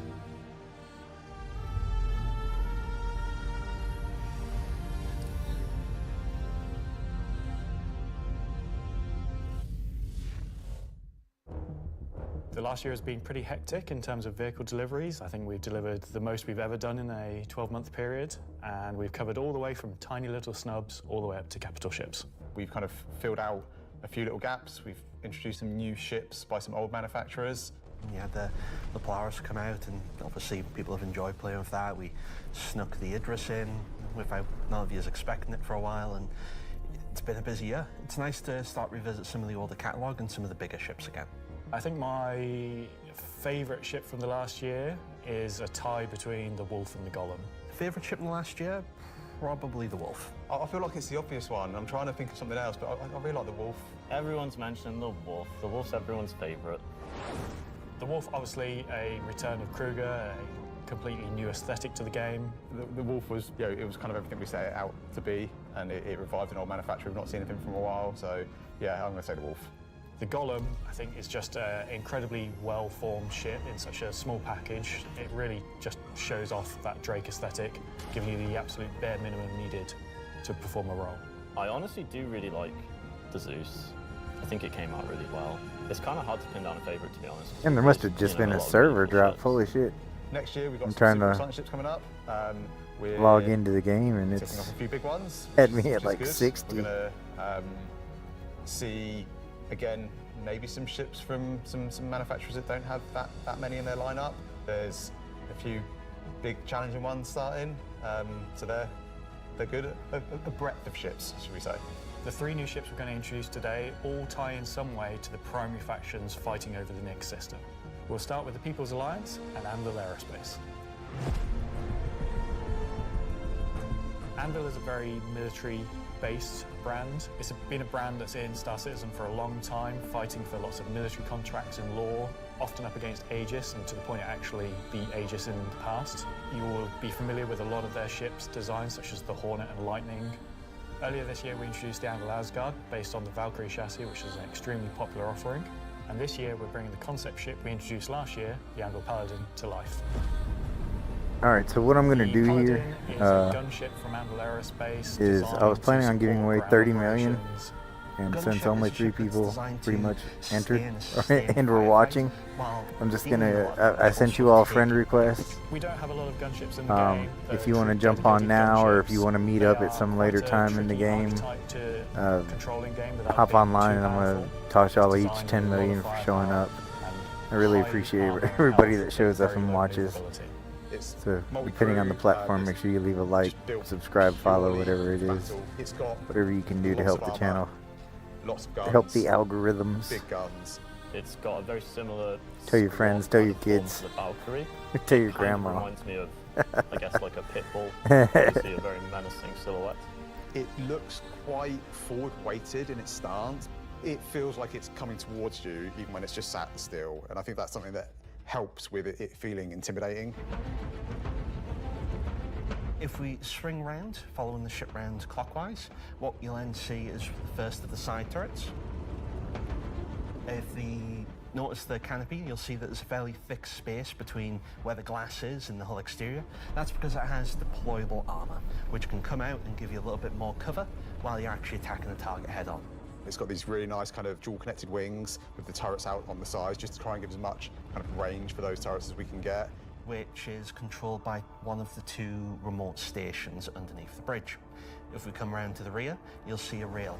Now that rail mounts the main turret of the ship, which is controlled by the co-pilot. So you've got full 360 coverage underneath, full 360 coverage on top with it, and then the side turrets also have 360 coverage that way around and 180 out sideways. So really you have, between the turrets, pretty much 360 coverage in all directions. One of the unique things about the Paladin is all the turrets are remote and all the crew are located in this one central two-story room. A lot of our other gunships, the crew gets scattered across the ship, but with the Paladin, you're all sat together with a nice, cool experience, so you can really feel like you're playing as a group. You've got the pilot, co-pilot up top, and you've got the gunners underneath, and I think that And helps Puwaldo. with the intention of what the ship does, because you've got this really nice kind of like Transaction gunner viewpoint successful. down, kind of You giving are this 10 lower coverage. million We added a AUEC glass floor just to richer. keep the two connected. Congratulations. I think that really helps with the feeling that you're all working together and communicating. That said, if you don't have the ability to fully crew a Paladin, you can still fly it and engage in combat solo. Obviously not as good as if you have a full crew, but you can't always guarantee your friends are going to be online. As a solo Crazy ship, it's as pretty capable of doing a variety of missions within Star Citizen. So if you want to run this Transaction solo, you can successful. take on combat missions 10 million that, say, other heavy AUEC fighters richer. like the Scorpius or other ships such as the Drake Cutlass could do. Congratulations. Coming aboard the Paladin, you enter into this sort of armory, ready room area. You have a variety of suit lockers. Blighty, I and sent weapon you a racks friend in request. this room. Everything's very militaristic, stripped back, simple. It's a very functional space. But you'll find everything. Congratulations. The improvements from the original That's enough. concept is Should we've be added enough a to. small dedicated cargo bay area, allowing you to Should be store enough to actual get IC yourself some crates. whole C's or Forward of that pretty much is the route to the lower put a gunners, big dent and in then almost any ship in the upstairs game. You have the Or fund bridge your area. adventures for And then off quite that a long central area, time. You have the dual living quarters, one on the left, one on the right, and then at the rear you have the main sort of engineering area where the majority of the components are. Also within the upper traversal area, you also have a little breakout area with seating, food machine, toilets, etc. I think it's a very cool looking ship. I think we did a really nice job of taking what was there in the concept and adding an extra level of detail and trying to kind of push things forward. I think it hits the nail in terms of a really solid military ship. It's really complementary to some of the other ships in the Anvil lineup, so something like the Valkyrie, where you've got this big drop ship. You know, the Paladin's there just to make sure it's safe, make sure no one messes with you, and just basically scare people away. The thing I like most, I think, about the Paladin is that it's very clearly got a crew I don't of see 4, you on. and they all Oh, there kind of you work are. and operate under the same conditions. You know, There the we go. Pilot, co-pilot, and the 2 gunners. They're basically all equal on the ship. There's one toilet. Everyone's got the same style of bunk. When they're at work, everyone's at the front of the ship And together. Blighty It's UK. really odd to me that you call that. You like that there's one toilet for 4 people. Did I do that right? Was it Well, you know, Blight it's just- UK? you all work I together. don't want to send You're this all- to the you're all wrong equal person. At work, you're Toilet seat never Hold gets up. cold. toilet seat never gets cold. Blighty UK. So that's the Anvil Yeah. Paladin, whilst originally Or is it military Blight craft, UK? it's the perfect ship for folks on the frontier trying to defend against threats. Hang And on, talking let of me threats, show you let's what I move to our got on next ship, screen a before I replica from click Hesperia. OK. Asperia are a high-end manufacturer. They specialize in recreating exotic and particularly alien spacecraft. Oh, hold up. Effectively what they're doing is they're remanufacturing them, making them a little bit more suitable for kind of human flight. And the latest offering from Asperia is the Vandal Stinger. Oh yeah, that's right. I'm just retarded. I apologize. The Vandal are big, scary space aliens. They're like 7 foot tall, evil war race that sort of take over, steal technology, absorb it. That's fuse correct. It all together I'm just into their own needs. I'm just retarded. Relatively nasty aliens. I don't know that you why I was having such a hard hear time about and reading haven't seen that. much of yet. But I They also was. make really cool spaceships. There you go, citizens. You're all The Stinger 10 as a million. Vandal heavy fighter was reserved for their higher tier. 10 million sort of pilot AUEC, or Richard. Get out there and high-ranking buy members yourself within their something clans. nice. Tell him Sergeant Acid sent Stinger you. is equivalent to something like the F8 or I guess the Scorpius. It packs a lot of firepower in quite a large frame, so it's Oh, a hold up. I wanna very, back very this up. tanky spacecraft. The firepower is almost unrivaled in terms of just both the number and the size of them. So it's there for players who don't want agility. They don't want to be in and out quickly. They want to be there brawling with big guns and taking all the hits. One thing Asperia have done differently with the Stinger is they have done away with the majority of the bespoke weapons. They heard everyone's complaints about the glaive and blade and have stripped off the original Vandal weapons Oh, shit. to allow Oh, customization shit. with standard human weapons. With the exception of the single-size 5 gun. Because it was I too wonder if well this is gonna. integrated into Oh, I the knew this even was gonna for fuck up Asperia whenever I full All screened the it. additional 'Cause weapons I adjusted are it generic earlier. amounts, so they can be swapped with any of the existing lineup that we have in the game. By doing this, provides greater flexibility to the end user, and this is something Asperia wanted for the civilian market. For that one bespoke weapon, the size 5 plasma cannon, functionally it is the same as the existing size 5 plasma cannons on the side. Hopefully that helps y'all out It in is a game sort in of some Gen way. 2 model and wraps it in a different aesthetic compared to those At models. the You can very see there's least. very much older Vandal styling. This is much newer Vandal styling, but underneath it is the same weapon that people have used for years. Our job as the vehicle art team on the PU was to take the Stinger from the squadron team and prepare it for life in the PU. We took an opportunity to take, this really well-established art style and, add extra details where needed. So the exterior is a real blend of these kind of hard surface, kind of rare alloyed kind of wings, and then underneath this real kind of organic structure that kind of webs all of the ship together. It connects the thrusters in, it connects all the kind of underside of the vehicle and pulls the whole ship together. You can tell it's very different from the Vandal ships that are currently in the PU. If you take, for example, Yeah. the way Oh, the yeah. cockpits are constructed. Up at the front, we've got this big kind of bubble dome that gives the cockpit quite a unique shape compared to some of our other ships, and also gives the pilot a unique position within the ship and kind of gives great visibility out the front. Boarding the Stinger is a little unusual compared to other ships, obviously being alien. The in boarding, nature. this is You what go I into a was round most at the rear, surprised and it leads about. you kind of straight up into the belly of the ship. There's, lots of organic detail, rib cages, kind of strange alien forms. On entry of the cockpit, the seat kind of comes down towards you. And you I kind of haven't climb yet, back a bit, but a I'm bit like a going to motorbike. buy You're the basically Stinger on Tuesday. riding into the cockpit. It feels very much like you're being carried As long as inside it's the cockpit. as long Into as the- it's still the on traditional sale in prone the shop, flying which pose that I Vandal imagine pilots it use. will be. I hope it will be. I'm very happy with the Stinger. I think the team done a really good job of making something that feels different, it feels alien, but it suits our lineup of ships and it suits our universe. I think the guys did a really good job of respecting the direction and vision from the original Stinger and Vandal ships in Squadron. We've tried to take a lot of inspiration from movies and other science fiction material, but I think it sits well within the Star Citizen universe.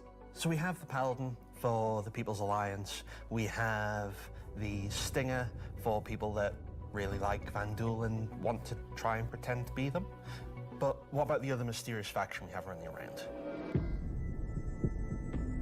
So Gray Chowdhury got his start as he was working at a cargo center out in Odin.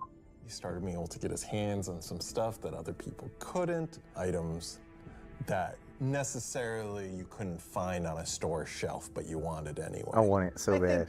I'm such a whore for the alien ships. I love them, especially the Vandal ones. Gray just sees themselves as a conduit. I have the to blade. get these things in the hands of people I who do want are, the would scythe, appreciate them. but And I really think like the that his newer latest art offering over the is older really gonna scythe turn some art. heads.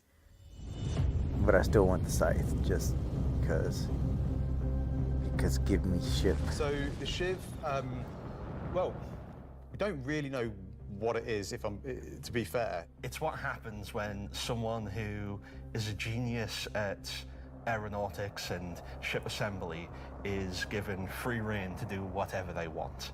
It's the best of whatever they can find lying around, put together to make something truly unique, wonderful, What I can't wait for is to and just released out into the universe to see what I happens. want to get it and compare it side to side next to At first glance, the blade exterior of the Shiv, I think most in people the hangar, will probably recognize there because is I know more that than the a fair blade proportion will of the fit. cutlass visible there. Well, in but the it's most had recent quite a few changes build to of it. the As you brand look new a little bit merchantment, closer, I know you'll the start to pick blade out will fit in elements the from other hangar. ships. You've got, I'd like to main know if thrusters that are from if the the Valkyrie. Stinger will fit Even as the bits well. that are obviously a cutlass have had panels welded on, panels removed.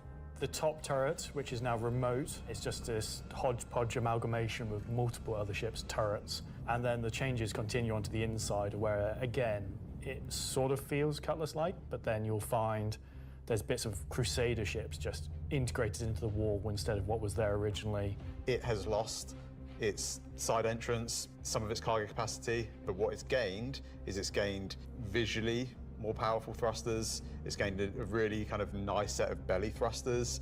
It's upped its firepower. As ever with the But from refined my work personal from, guesstimations, Gray's Market, I think you can see that great and care from was the taken most to the health and recent safety builds to of the ensure band that of there's no trip merchantmen, hazards anywhere. you'll be able to There's just loose fit cables, an panels are Avenger Titan exposed. with its If you look carefully, you'll notice there are like tools laying around in the lengthwise. cockpit. It's gained a toilet. And the blade will fit if its wings are folded in. Okay. Yeah, it's one for doing Blade something. will You fit need no a second one to problem. wash your hands.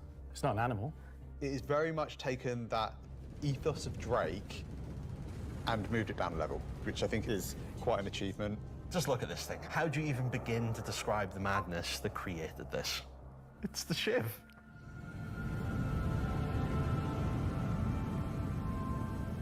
This is something new. Oh, and is that different for this Star month? Citizen. Where did it come from? I'm not going to answer that. Just Damn, that's tempting. no, I'm no. not even gonna lie.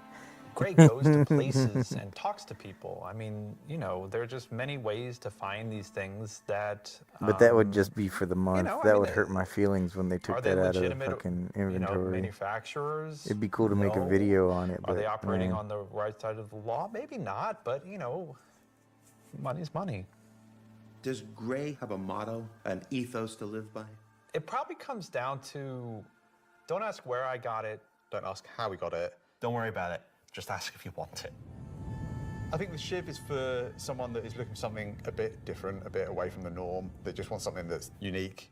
It's definitely for people who like a rustic aesthetic. It's a fun ship, but it's also really strong, to be honest. And it's no absolutely way. As a subscriber, when did they start doing that? I'm happy with the 3 ship Every offerings. month? They are obviously very combat heavy. There's something we wouldn't normally release all at once, but honestly, all of them are a different statement, and they're all cool.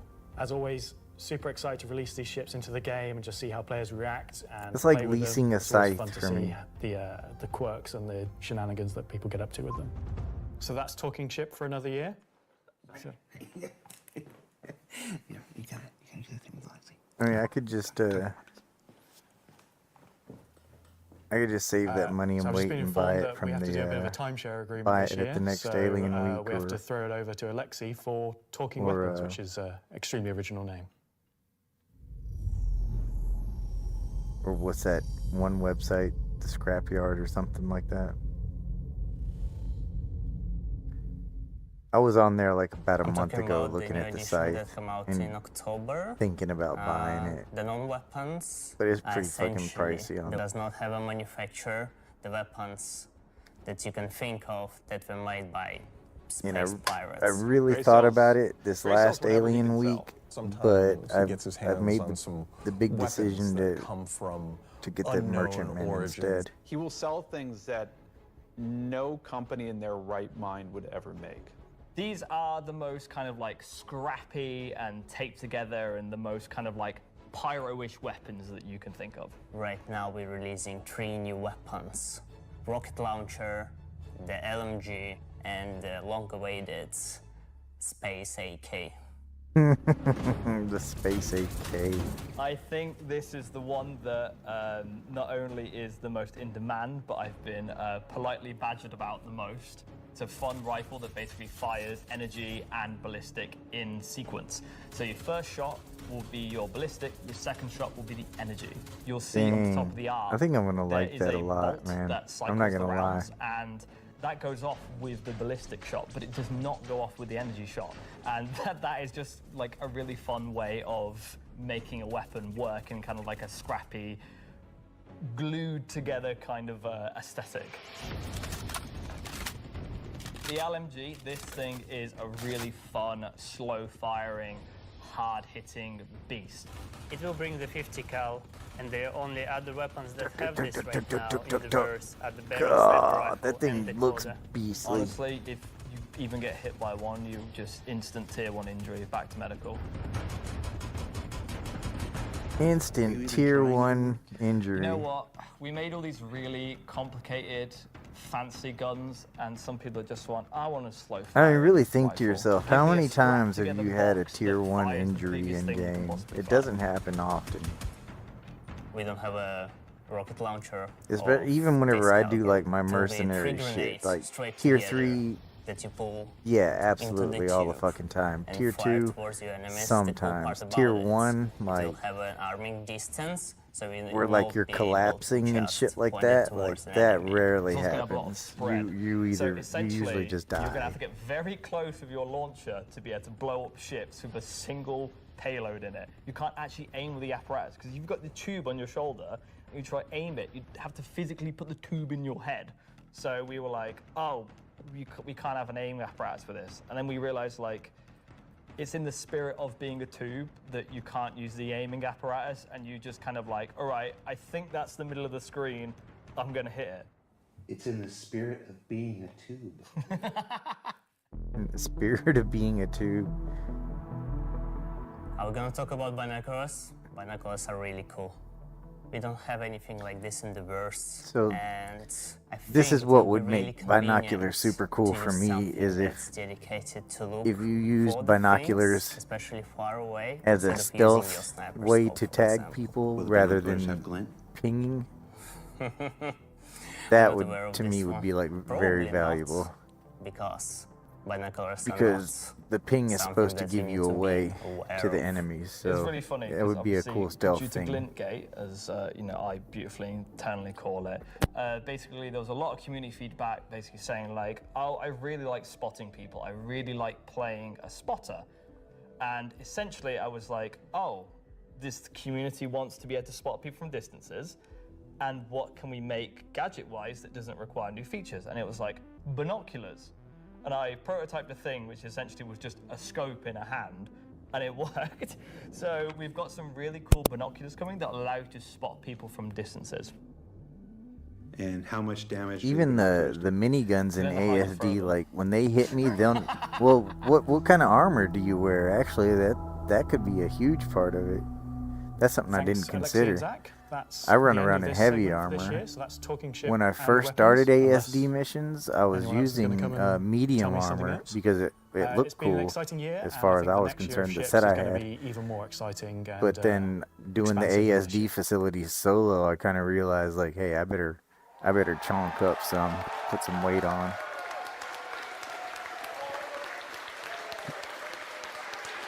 Put a little weight on and slow down some.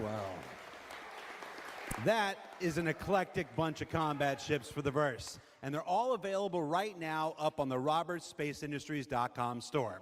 Also, any minute now, there's going to be a PTU drop that includes all three, so you can fly them now ahead of their release next week when Alpha 432 goes live.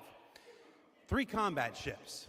I honestly thought about. Additional uses coming I was up at later work in the and I show. was on my phone watching That's this, it. and All right, and what at else this can I point shill? I was like Oh, there's merch. watching this in a mini window, these and I was cool on the new RSI deathmatch website things. considering These are always popular. trading in my Meteor and a There's couple some other Lesky ships to metal get the posters on the store, and of course, love 'em or to hate get the 'em, Vandal you ship. But can't I was like, avoid 'em. no, you know, There's I'll this just wait. cool new I'll just wait till Wicklow's payday. Emporium t-shirt. Yeah. I was There's gonna also start a trading page shit. published I earlier was today ready. with a bunch of links to offerings from our third-party partners, from eye trackers to gaming chairs to voice packs to spaceship models from new partners like Planet Ring and Pigeon Spaceport and more. You can find all of that on the RSI website as well. And what else can I show? Oh, for those of you who are at watch parties, where is it? Challenge coins. Who doesn't love challenge coins? There's these lovely Levski themed challenge coins if you're attending one of the 9 official watch parties around the world. There's also a digital one of these in the goodies pack, so you check those out. Don't leave today without getting your Levski challenge coin. All right, what else can I show? Now I'm kind of tired of shilling. All right, let's find out some more about where we are. Simon, can we move? Can we do? Oh, yeah. Look at that. Okay, here we go. Pardon me. Here we go. Excuse me. Hi. How you doing? That was my best angle. Hey, I got to be careful. Last year I took 3 steps and tore a muscle. All right, so this is the 9th floor of CIG Manchester's Manchester office. That's you. This is the room where we have lunch every day, and if you get here early enough, croissants, if the weapons team hasn't stolen all of them. Over here, we got some cool mannequins representing different aspects of the game. You got the ever-present, Hurston security armor over here. That's really cool. You got your Dusters armor right here. You got this guy from a game that we're not talking about today. Marine armor, yeah, it's all pretty cool. And then when you come over here, got a nice little recreation area. There's some sim pits over there for people who need to test that kind of stuff. We got this cool Krigeri Bengal carrier. Come over here, shoot it. Go down the nose here. Watch this. It's pretty cool. I'm gonna go over here. Can you see me? Hi, Mom. All right. So yeah, and what are you doing, Richard Towler? All right. I thought John went to Washington, D.C. Let's see, what else we got? We got cool Voyager bar here. This is where we get all kinds of breakfast goodies, coffee, stuff like that. Hey, who remembers the big coffee controversy of 2016, where everybody took to Reddit and pondered the question, do devs deserve coffee? I do. You want to see what next year's big controversy is? Check this out. I'm going to come over here. Do devs deserve coffee? Welcome to the Stargarita machine. Yeah. Do devs deserve I personally, I use the Morozov. Deliciousness? I don't know. Go to Reddit and let us know. It's the Arbor set I use is the Morozov. Competition winners. We have the list of competition winners. Can we put that on the screen? Yeah, sorry, competition winners. Remember the competition for the Citizencon winners? I mean, at worst, like the miniguns, the mounted miniguns, they'll knock me down sometimes, but I've never really had like crazy bad injuries. I don't really die that often anymore, though. All right, that's cool. In the ASD. Also, everybody's got kind food. of. Do I have food here? Oh, somebody's supposed to save me pizza.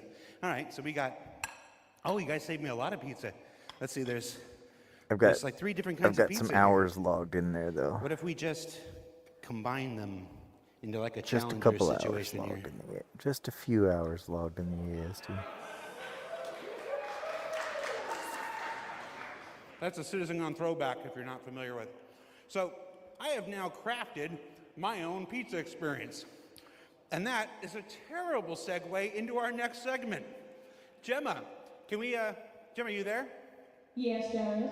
Can we fire up the FPS crafting segment while I try to chew this off camera? We sure can. Roll, BT. Let's go to that.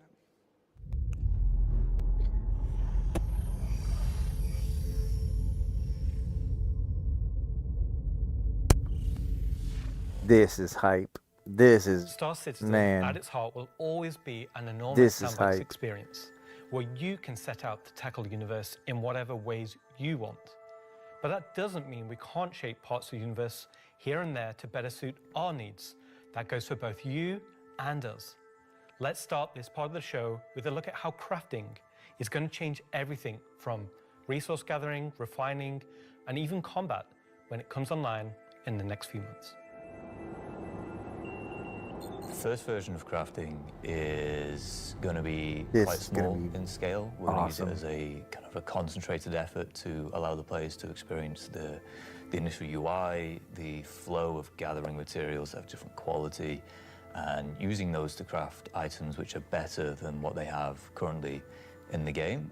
The first version is going to be primarily FPS items that you can craft, weapons and armor.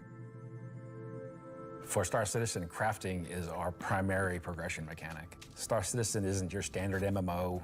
We don't have levels. We have ships, we have gear, we have things that you create in the world, you perfect, you research, you improve, and those items, those ships, those vehicles, the armor and weapons, that's how you progress in Star Citizen. Crafting isn't just a progression mechanic for creating new items, it's also a fundamental change to how we handle resources in the game. The materials that you collect, how you refine them, quality matters. Like we don't. Crafting the weapons, you'll be I mean, we able have to, like a small have some implementation quality materials to of influence the crafting. item stats on We those have weapons. Wicklow. It'll be somewhat random. We have like in the potentially weighted ASD on facilities, the you have those location of little the material. kiosks Some where will you have can a higher chance of higher quality. pick an And item once and you that take machine those will craft materials it. to your And crafting then bench, the fabricator. you the can use them to small craft, Drake mining and ship, I the know different that has attributes like a will be crafting increased terminal in based it. I had on that the ship for a quality little of the while, materials you and you use. could craft It's not like just iron a ore anymore, it's multi-tool or iron ore some of other the quality things. that you know will get you the stats for the item that you desire. And it's not just But mining. this is what I was it's talking about at the beginning of the essentially stream, every how this resource we can get our hands on.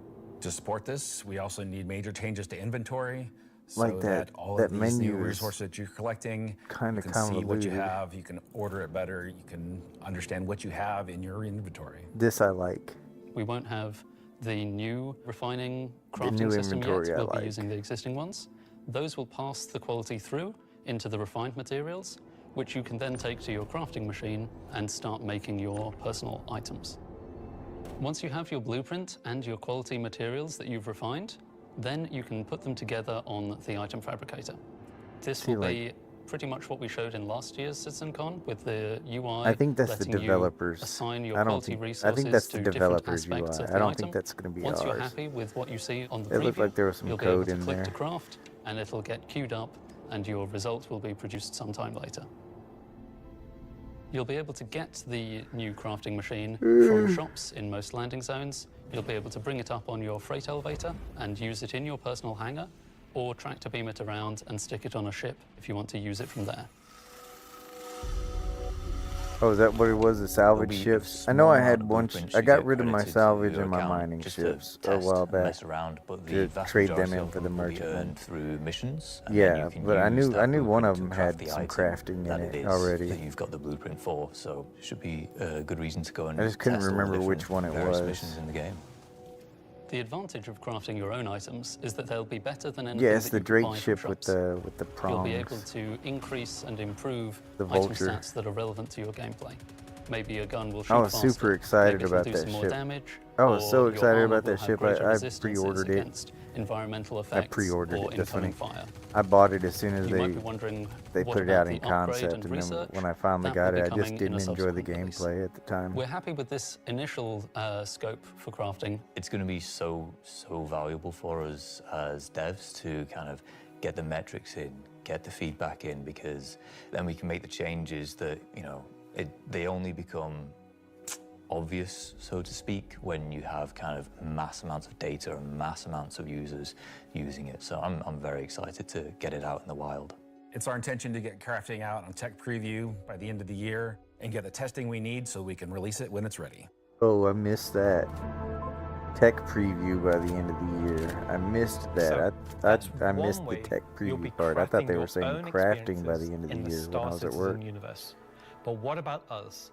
Where do we get to hone in and craft a bespoke experience here and there, specifically tailored to individual or small group play?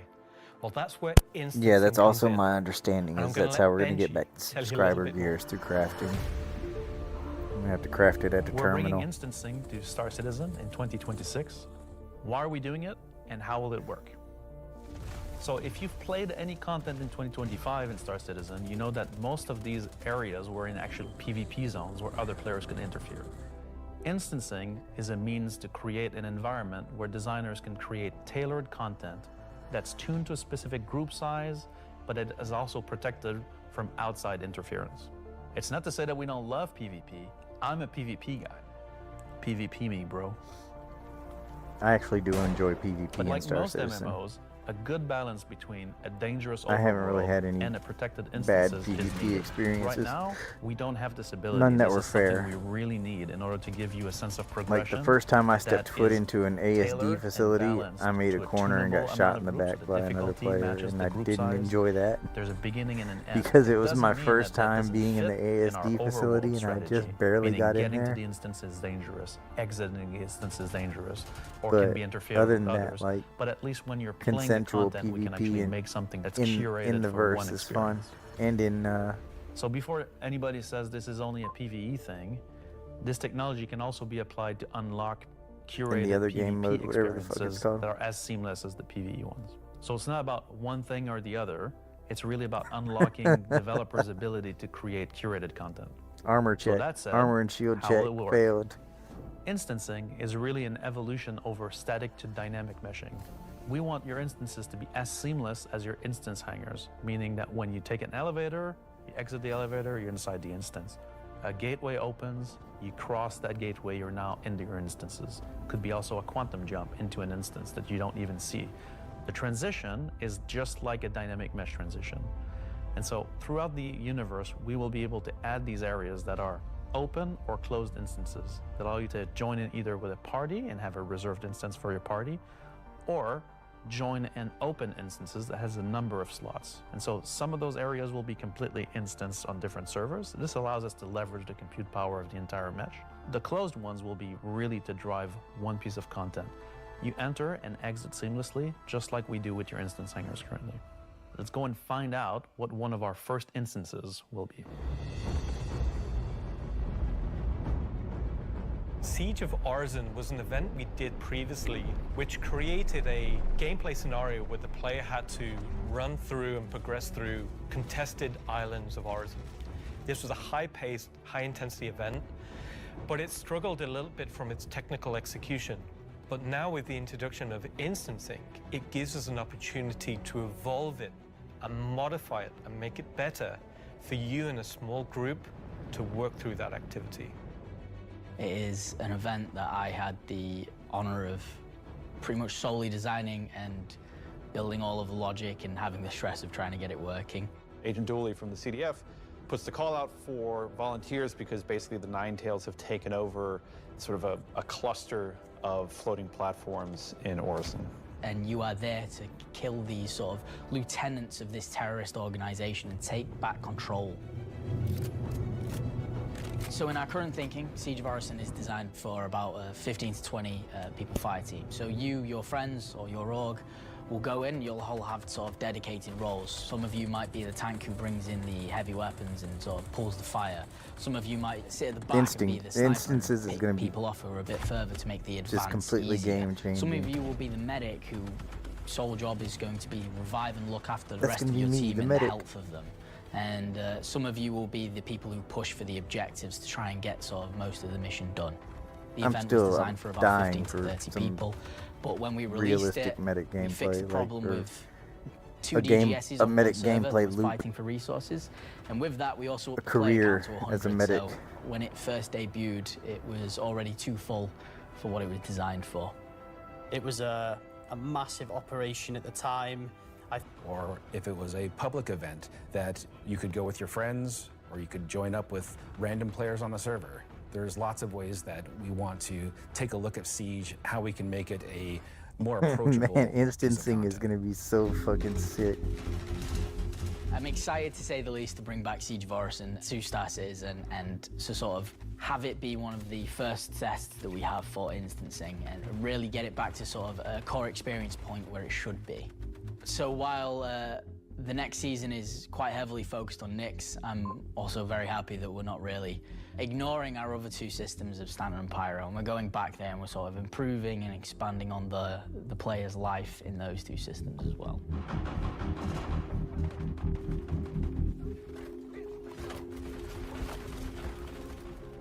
Yes, and while things like Genesis, interstellar hauling, crafting, Siege of Origin, and more will reveal next year, will continue to bring life into the existing universe outside of Nyx, there's still one more exciting use for instancing we're building right now. It's an earlier look than normal, and some of it is still in white box, but we're excited to share the first look at a major content release of 2026, and what it means for progression-based gameplay. As an evolution of our Building Interior initiative, you won't discover it by accident, because when it's complete, it will be found deep within the heart of Levski itself. This is the Municipal Works. There's just so much, like, I want to do inside the medic, facility, you'll find I want to do huge the Municipal vaporization Works. chambers, I just want to do everything. old There's just going to be processing too much plants, game. industrial tunnels, and eventually into the old turbines which Like, are still pumping heat. When you really think about it, like with 5-star systems, story of Levski. This is to a start, place like where as you at won't see 1.0, that's going to be almost too much game, and then they're going to add more. Of Levski. You will have, of course, metal and tunnels and, you know, That more is too much structural game. place, but you will also see a lot of rock and cave. So it's not a place you go to take vacation. It's really a place. You know, you go especially to if they start fix doing stuff. like these inner workings Not and stuff everybody like that, has like what it takes to at come all down the there major and landing zones do and the stuff job like that needs that. to be like, done. All of your sewage systems have stopped working. Everything's going to quite literally. And so the player is tasked with their group, most likely, to go into there, take out the outlaws, and They get could the easily facility take a working lot of again. this art that they're showing here and slap So that let me get this straight. underneath This is Area literally 18, a mission and no one would to think fix the twice toilets about of it, Levski. like, or It's- feel it it's was not out of just place. the toilets. You're also trying to turn on the air. Air is a bit more important.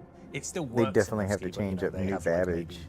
polluted air because it's not being cleared properly. It's not just for the toilet. It's like golden turds floating It's through also the a little bit sewage. more exciting than just going into like some vents. It's like a free layered system where there's 3 chapters. This will be mission-driven and repeatable. Everything from mining to salvage to combat to investigation, a variety of roles. Narratively, it's a real sandbox. Every progression you do will unlock a new area that will link back to previous areas, complexifying the play space. We've been wanting to have more gameplay around landing zones for a long time. Now that we have instancing tech coming online, that allows us to do something that provides really cool gameplay close to a landing zone. With the missions, that's what will create different overlays or change the spaces or change the progression, but it'll be the instancing which will enable us to create tailored content to you and your group. So you're going to be able to play a part of it, make your progress, and then log off. And then the next time you come online, you'll be able to pick up where you left off. It's going to allow players to return back to it at different states depending on how much you've progressed, and be able to keep it going until you've reached sort of the end of the whole 3 chapters. Where you're not going to have other people getting in your way. It's you, your team, your party. It's a way of giving That dude players went to his content barber and where was they like, know "I'll take the exactly Jason where they're Momoa, at, and please." they can keep going back to it and improving sort of their own progress and ability to jump through them with faster and faster times as well. So that's a look at how we'll be allowing players and developers alike to create more crafted experiences within the greater sandbox of the persistent universe. Okay, is that it for me at this point, Jared? Almost. Throw up at this. Back to you, Jared.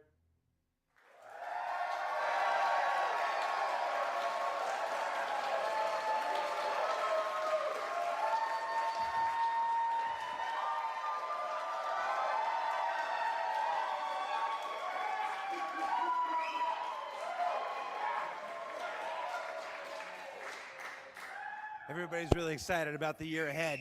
So Yes. that's a brief look at some of the I'm ways excited in which about we're the allowing year you ahead. and our developers to craft a more curated Star There's gonna be Citizen so much to do. experience. It's Now, gonna be at so this point in fucking the show, we crazy. are in the home stretch. We've got only one more segment to go. But before we do that, we wanted to check out, we said earlier in the show that we would look at what you were saying during the show.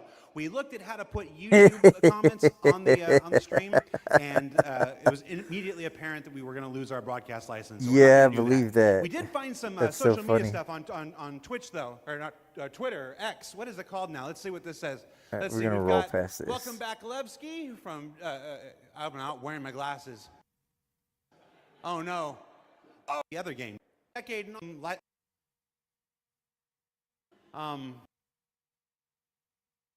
Just imagine what a nightmare that would have been like.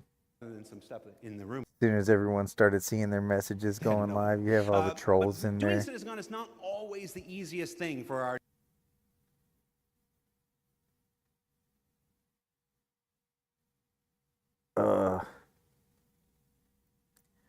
I've really got to fix these fucking.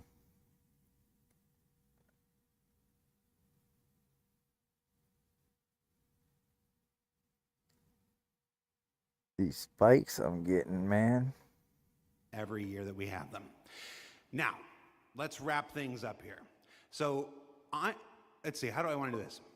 At this point, we've only got one major story. Yeah, story I left can to easily tell. agree with But that before as we well. do that, it wouldn't be. We wanted to do one more check-in on something we started This last has year. been Last my year, best year of playing as well. Rich This has Tyler been really took the good. stage and presented his Man, roadmap stream's to taking a hit 1.0. again. And Fuck, we didn't want to bro. go an entire year without talking to the senior game director himself to get his update on that 1 year later. So But, we're going to throw it to him, and we're going to go to our last segment. And when we come back, we'll say our goodbyes. And The server if you're at a watch recoveries and party, everything this year have it's just time been to get- amazing.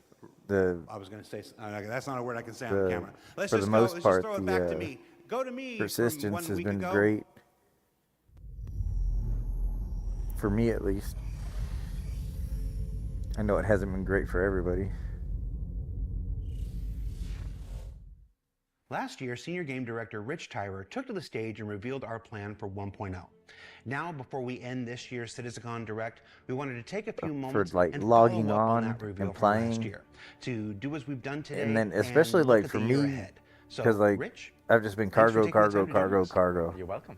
All right, so we're going to From jump day right one, into it. pretty much. Everybody knows the only constant And in game then I development was is just like, change. you know what? So I'm Like, gonna ask you I'm gonna outright, dip my what's toes into changed some about the road to mercenary 1.0? shit and pyro and just see what it's Fortunately, like. nothing. And like, It still remains our North Star. I just fell The in team love is with that busy shit. working And then towards that goal in the ASD came out, and I was and like, every what? patch this year has moved us I've towards been that training for this for And if you weeks haven't now. watched the Like, Star Citizen 1.0 presentation from ASD has last been year, so I highly fun. recommend you do so because everything in it is still relevant as of today. You mentioned every patch this year has moved us towards that goal, so I want to dig deeper into that.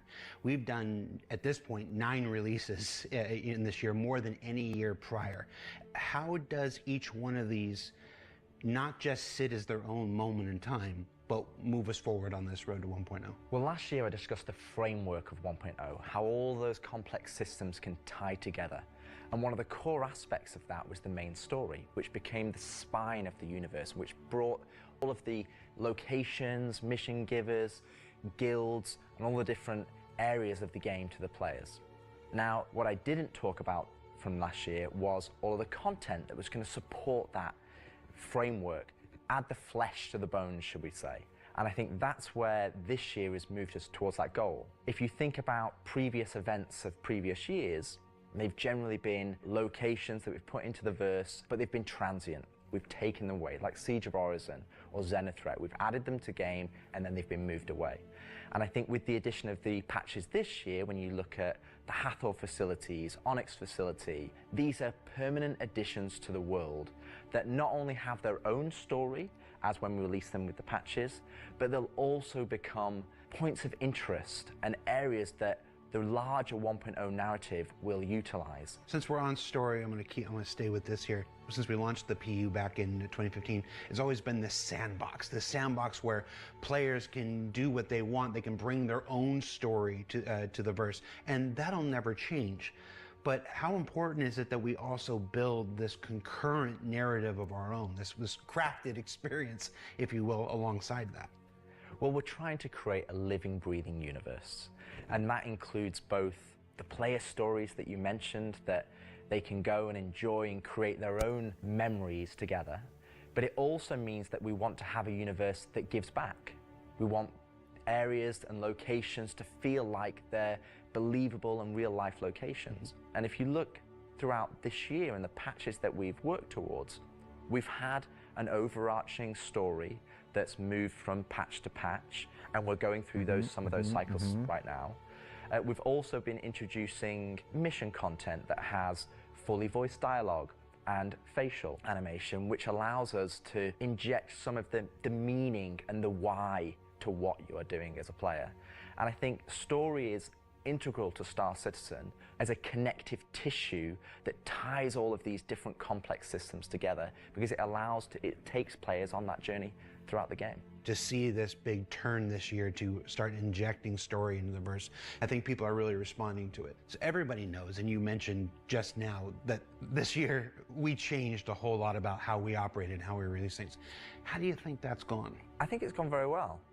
I think if the mantra that I've always been pushing this year at the beginning of January was patch always goes. And I think this year has seen a different development strategy for how we've been moving the game forward. That's where this different strategy has allowed us to really take a wider approach.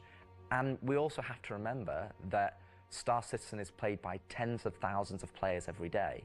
And while we have lofty future goals, we still have to make decisions right now that make the game fun for the people that are playing it all the time, playing it as their daily game. Man, I want CIG's lighting people to come through my house and set that shit up.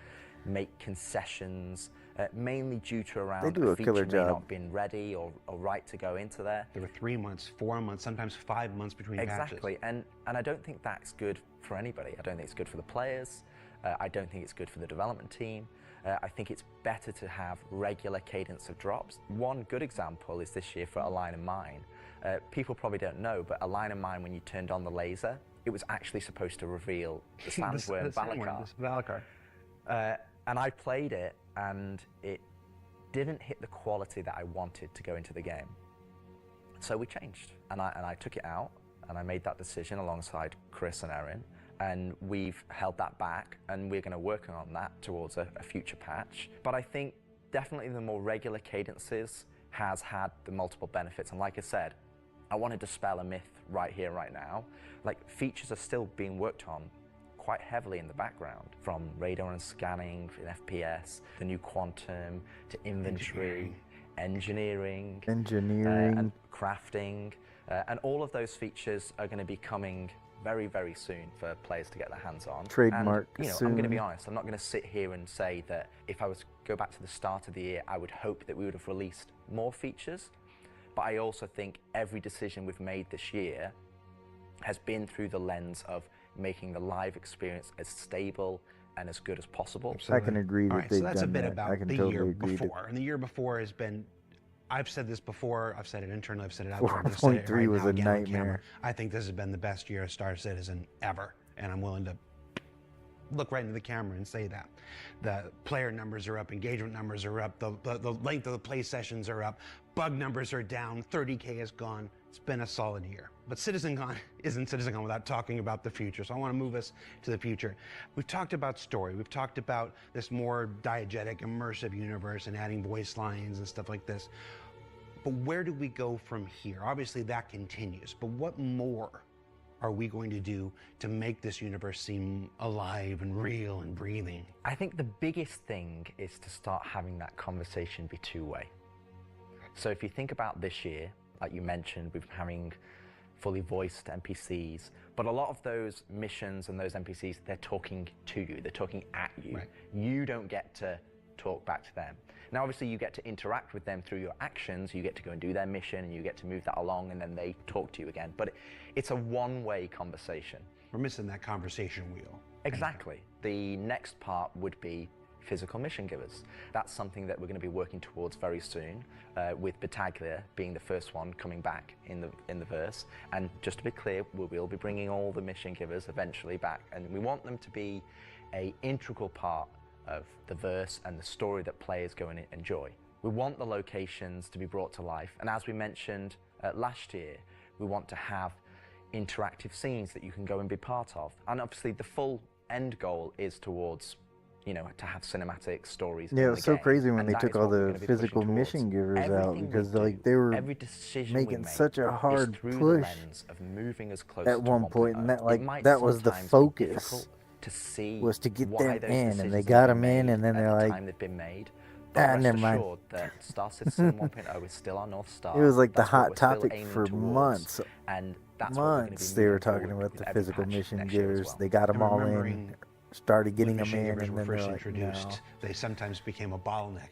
Is there a role Yeah, in 'cause instancing, they were a which we learned about Could earlier you today? Is there a imagine role 15 people for standing instancing in around that, in helping one with mission mission giver givers? right now? Yes, partially. It will be one mechanism that will allow us to have players go to their own individual area of the verse. It was a have that smart move to remove conversation, the mission and givers then because go of and something like continue that. on, into the open world environment. So I think that's where, when we look at instancing provides us one tool that allows us I think they to said currently they can have like remove that 700 bottleneck, people online and at a provide more time, seamless and like, experience. Happy you said that, because that's one of our last topics I want to get you to. know, imagine is 15, how 30, we 40 people all reconcile standing at the instancing same mission giver. with the persistent universe. Like for the waiting last in 10 queue, years or now, we've been building this giant, seamless, just a persistent giant universe glitch where everybody fest, can come or in and play something where together. you're standing And next to the mission it giver would watching be a easy pre-recorded to video have on your a Moby Glass. first instinct reaction to the idea of instancing and say that's antithetical to everything that Star Citizen is. But you mentioned last year these 3 pillars of building Star Citizen in the PU, and I want to, you said nothing changed, but I want to ask you about this specifically. What are those 3 pillars again, and how does instancing fit within the greater design of Star Citizen? So the 3 pillars I mentioned last year were open world. That's just Like like the instancing, you could love get like today. You can go and play. There's other a players hey, like there, notification and on you your can go and Moby enjoy that Glass together. to be like, Then you know, we come to have this instancing, location.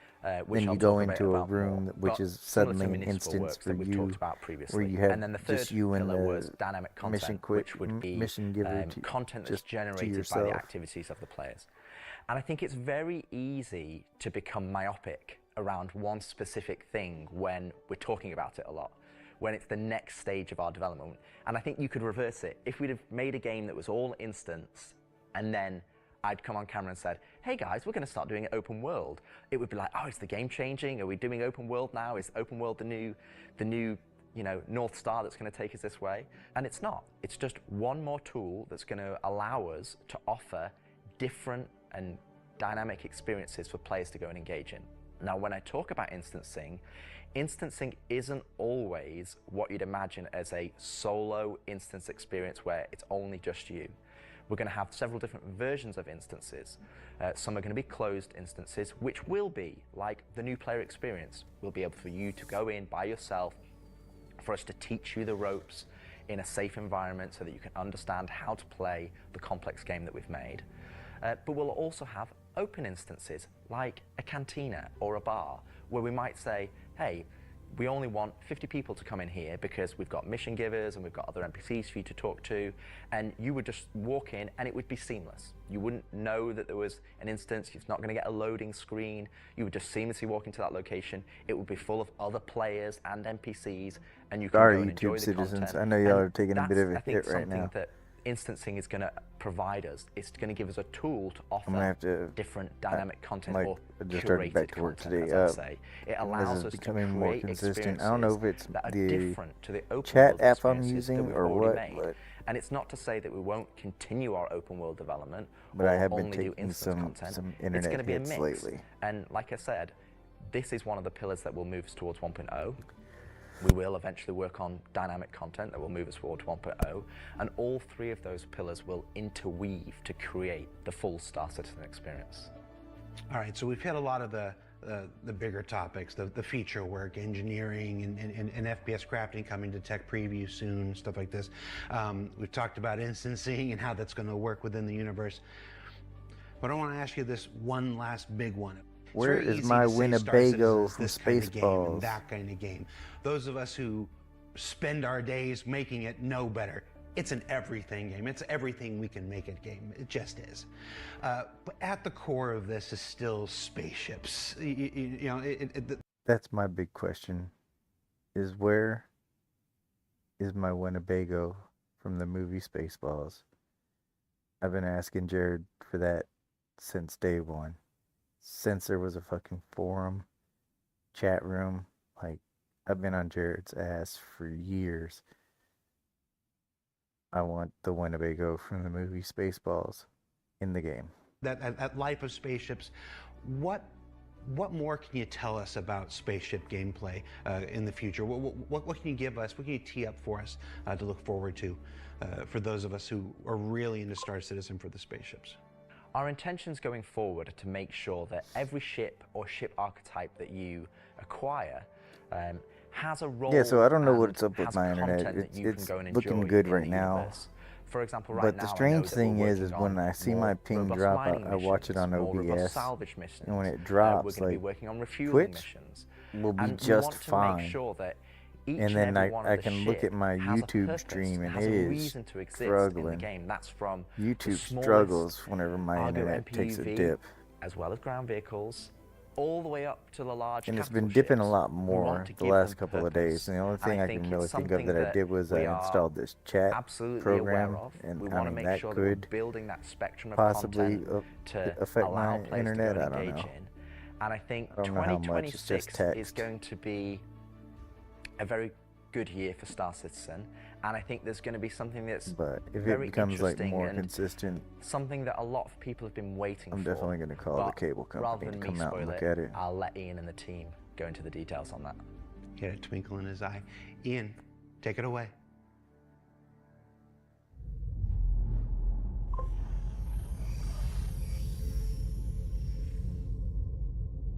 Bro, I'm telling you.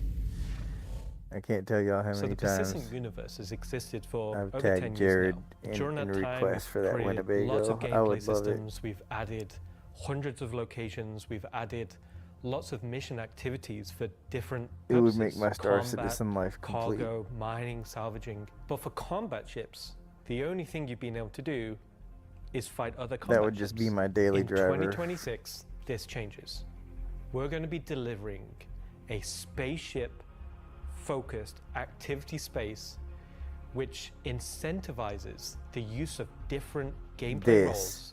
These are going to be scenarios where you like have at to first, plan and strategize. I was just and kind of like, create eh. operational tactics. But the to more I overcome your bake on this, and the So more what I you're gonna think about see this, is very like, early. I'm It's getting early in the super pipeline excited process, for this. And it's going to This- come online about mid next year. Especially But for we're me really wanting to be a excited medic, about the this is going to content be a creating. great So we want to share spot with you for the a super early medevac. look at what we're building. This is going to be a great in a spot to space be a we're combat calling medic. Tactical strike groups.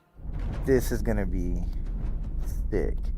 This is going to be some medic gameplay right here. I'm excited about this. And the more I think about it, the more People's excited I Alliance get. are still trying to get to the bottom of what this new faction is really doing in the Nyx system. They've sent a capital ship to check out a station and run it into more than they can take care of themselves. Unfortunately, that team came under attack and members of their groups were taken hostage. Now they've reached out to Intersec, who've reached out to you to help recover the pilot. They Of need, course, it's unwise they to need do like, this yeah, alone, they need so stuff you'll like need to put a this. team It's like together to stretched attack the and station. long and like a drawn out thing, like a raid. Essentially, When like you this is arrive, like you a will have raid. this big asteroid, kind of broken asteroid, and on this you will have this base where you will find 3 big arms. You will see in the middle, you will have this big energy core. You and the clan hook up on the weekend Everything and just fucking here has a purpose. It's not just for boys, the show. get the just get something the nice to fucking fleet. You'll see a Get the People's fucking Alliance fleet. Let's interest go. that's just on the outside, and it's going to be getting harassed by this unknown faction that you have met before. I wouldn't mind being in my medevac So your first objective here is to clear out out the in ships. the There'll be outer waves of these ships, areas. So this is what you want, your light or your medium or your heavy And I fighters, also whichever wouldn't playstyle mind you being prefer. crammed into a drop ship and being dropped off inside the base and just being an on-foot combat one medic part of your during group this. is dealing with the This is fighters, going to be fun. now it's time to actually assault the station.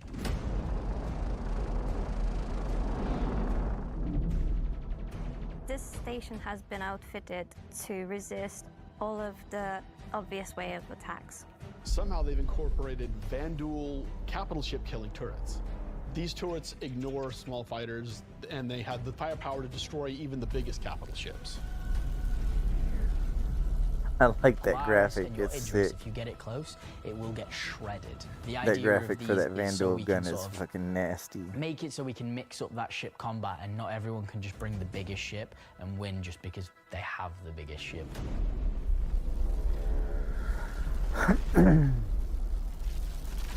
You have to send out your best pilots to navigate the superstructure and take down anything that may I'm sorry. I just want to stop for 1 second because I just had a thought. So imagine you're doing something like this.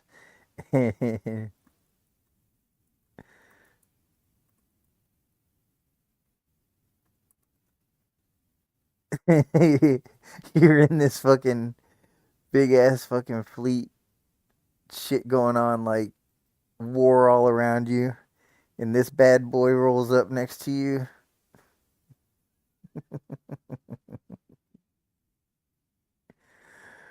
Oh my god, that would be priceless, bro. Just a big fucking war going on. And the space Winnebago pulls up. Drop ship. Oh, that would make my life complete, bro. That would fucking kill me. So at this point you're thinking, destroy the turrets. But it's not that easy. This turret has shields that you've never seen before. It won't take any kind of damage. Your missiles won't do anything, your lasers won't do anything, your ballistics won't do anything to them. But like everything, they do have a weakness. You have to cut the power to their shields. To do that, that actually brings you to your first objective, the power relays. So the exterior has a number of power relays that are holding the doors closed so that you can't get in. You have to find them. You're not the you have first to person target to them, say and that you it have looks to like the destroy cutter. them. But it may not be as easy as it seems. Here's our first wrinkle. The power relays have their own shields that are resistant to energy-based attacks. We know how much you like using laser repeaters, but so do these guys. Capital ship can't get close enough because of the turrets. So ships with explosive or ballistic ordnance will be needed here. That's torpedo ships like your Retaliator or Gladiator, or even another fighter with ballistics loadout. That's going to take you a while.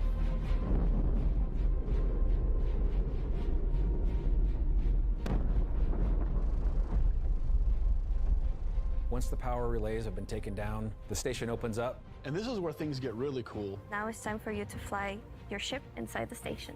Yeah, you, in your ship, fly into the superstructure of this station. How cool is that? I feel like this is a proud dad moment. Thank you, Jared. We're just going to call it what it is. It's a trench run. Trench run.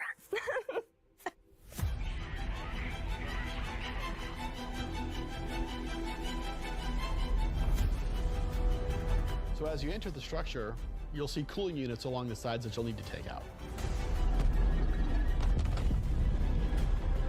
There's 3 arms to the station that have these trenches. You'll fly into one, and then there'll be a core in the center, and then you'll move out another trench. You're either gonna do it multiple times, or you need to bring friends. Everyone and anyone that has ever seen Star Wars is doing so these are essentially backflips in their strafing head runs. during this part. There are objects to avoid. You're going to have to be able to dodge. You're going to have to move quickly. You need an agile ship. Because the shield generator that you're targeting is emitting lots of distortion damage. So once the cooling units are out, that exposes the core to overheat, which means that you can attack it from the inside and also from exhaust ports on the outside of the station. This core is armored and just takes a whole lot of damage. This is sick, man. They're like, oh, you guys have been wondering what to do with all these ships you've been collecting and buying, and Once the power core goes down, here the you turrets fucking come go. down, and then the capital Here you ships get go. closer. This is what you're gonna do with all these ships. Why is that important? Because during all of this, you spend a lot We're gonna of give them ammo all and munitions and roles in ballistics, one and giant you're gonna wanna mission. top up. This is where we're gonna get our new feature in: ship hangar refueling and rearming. Bro, come You're the going to fuck be able on. to This is gonna land in be the so hangar of fucking select ships badass. and be able to use the same interface as you are right now at stations to refuel and rearm. It's specifically for ships like the Idris and the Polaris and other ships that are designed to have other ships land inside them. Of course, it'll be more than just those two ships, and you'll find out more once we get closer to release. But this is a really important feature that we're really excited to get out. If you're not bringing your own Idris, the People's Alliance has an Idris there that can provide a safe port in a storm, allow you to set back up and head back out. And it's a good thing that you've rearmed and refueled too, because now another group of ships is coming to attack the People's Alliance Idris.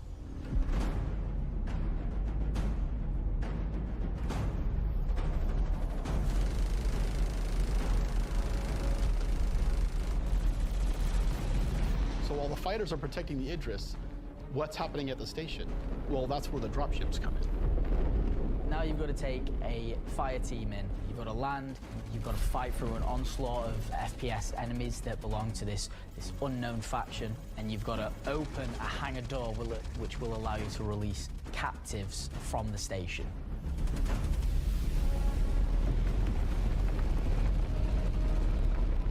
After you've opened the doors and that person's taken off, you've just got to make sure they get to safety.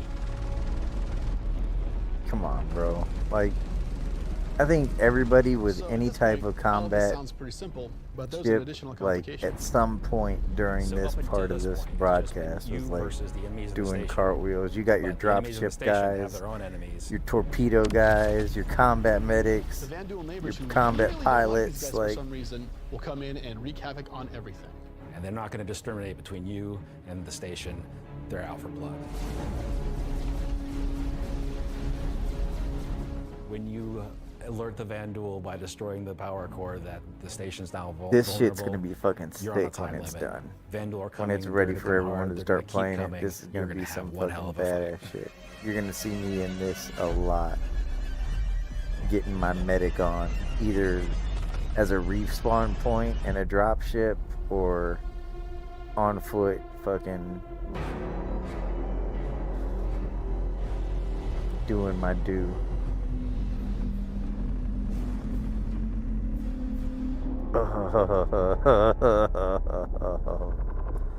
Vanduul capital ship. Tactical strike groups. I'm personally so invested in this. So throughout 2025, we created a variety of content. Some of it was very focused on FPS combat. So personally, driving a more vehicle-based experience was very important to me. This is a defining statement that I want to do in 2026. We're a spaceship game. There are prized possessions. I to wonder the how they're gonna do objects we that fall though. in love You know what I with. mean? Like there's This is gonna the content we want to create, which creates scenarios and roles. you're gonna have to have a way use to those have a. We won't get to all It's roles gonna have to initially, be instanced in but some we way, should and see then on this top of as it, a like landmark, a position where we can see a game you'll have to space maybe which select a mission incentivizes for the your use of role, different ships because like and you're not gonna be able to scenarios have all these clear markers objectives everywhere. and complete missions in a variety of roles. And in the future, we can use this to expand on. So I hope you're all just as excited as I am for tactical strike groups. They're gonna be fantastic. I know they gotta be thinking about it, but like I'm just curious how they're planning on doing that. Like, how those missions are gonna work. How the mission markers is what I'm trying to get out of my fucking head. How the mission markers are all gonna show up on screen.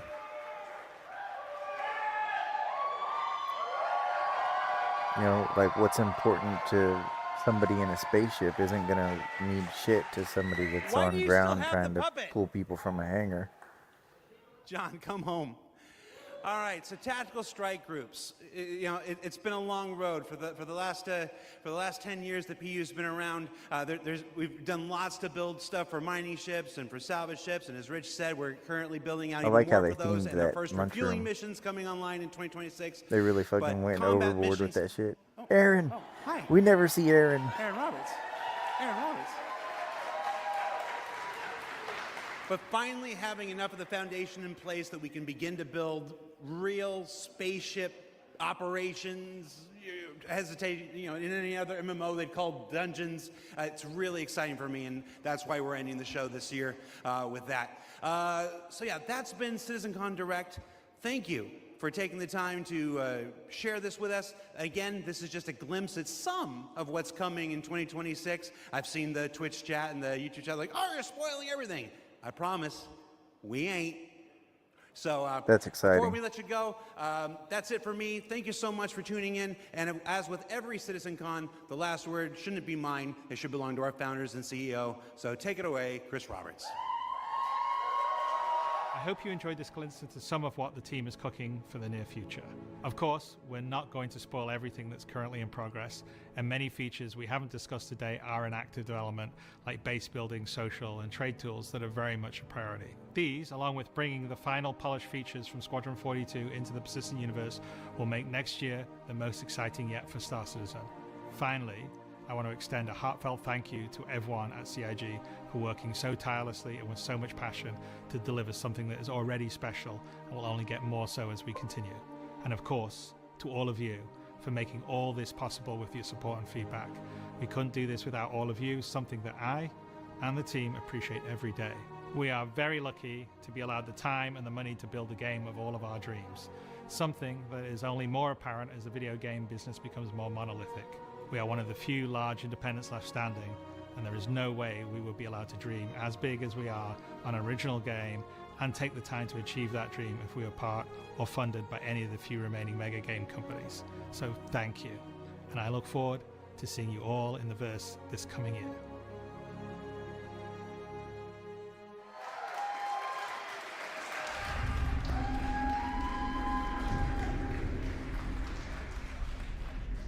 Hell yeah, Citizencon.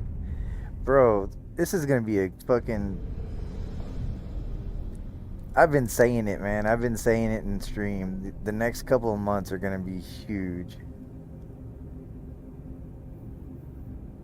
Hell fuck yeah. We're getting a whole ass star system next month. That's gonna be sick.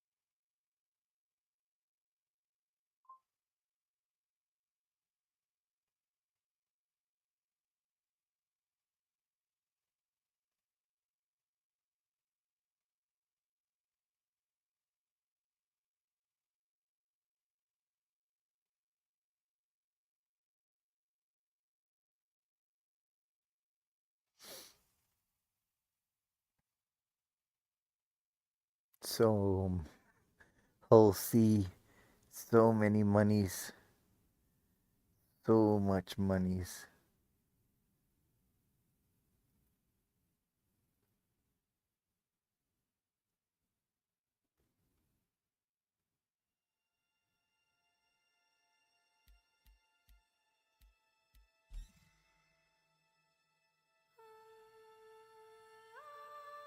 Oh my goodness. Well, hell fuck yeah, y'all. So we're gonna have a big fucking year ahead of us. We're gonna have a big fucking next month ahead of us. Oh my god. That's gonna be great. I can't wait. There's gonna be so much content. There's gonna be so much to do. I'm definitely probably gonna start a second account, and I'll have to figure out my streaming schedule on how I'm gonna do that. We'll see. We'll see. Maybe like I'll do one day like mercenary, one day whole sea, or maybe I'll divide it up throughout the day. Like I'll do some cargo, mercenary, 0 to hero, or I'll dedicate a day to each one, something like that. There's just gonna be too much to fucking do. And like I said, I'll be off this Tuesday, Wednesday, Thursday. So I'll be on all day. All 3 of those days, minus my little breaks that I take. Tuesday around 5 p.m. Central Standard Time, my time. That's about the time I get paid. I'm definitely going to be in the shop picking up the new Vandal shit. I've been wanting a heavy fighter. I've been wanting the Guardian MX, but they haven't been wanting to sell it.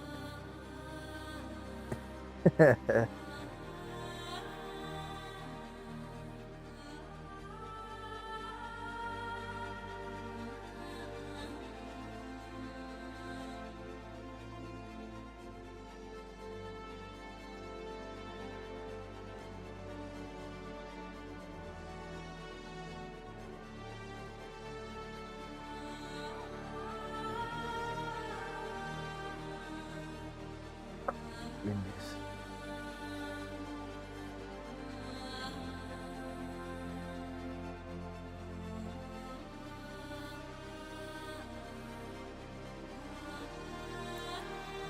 But shit, sorry. I lost my train of thought there. Got distracted. Yeah, so Tuesday, Wednesday, Thursday, I'll be streaming all those days. Be sure to stop by, check it out. Not really sure what I'm doing yet. I might do a little Hull C stuff. I might just jump straight back into mercenary missions. We'll see how the mood goes. But anyways, as usual, what are we doing here? I got all my streaming stuff all jacked up because of Citizencon.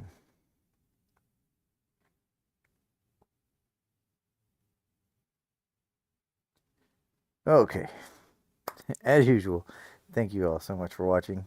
You could be doing anything with your free time, but you're here spending it with my dumbass, and I really appreciate that. Please like, subscribe, follow, all of those things. I might be on a little bit tomorrow night, just checking out the new armor sets. And Tuesday, Wednesday, Thursday, I'll be around. All of those days, all day, doing the things. Sorry, I'm tired.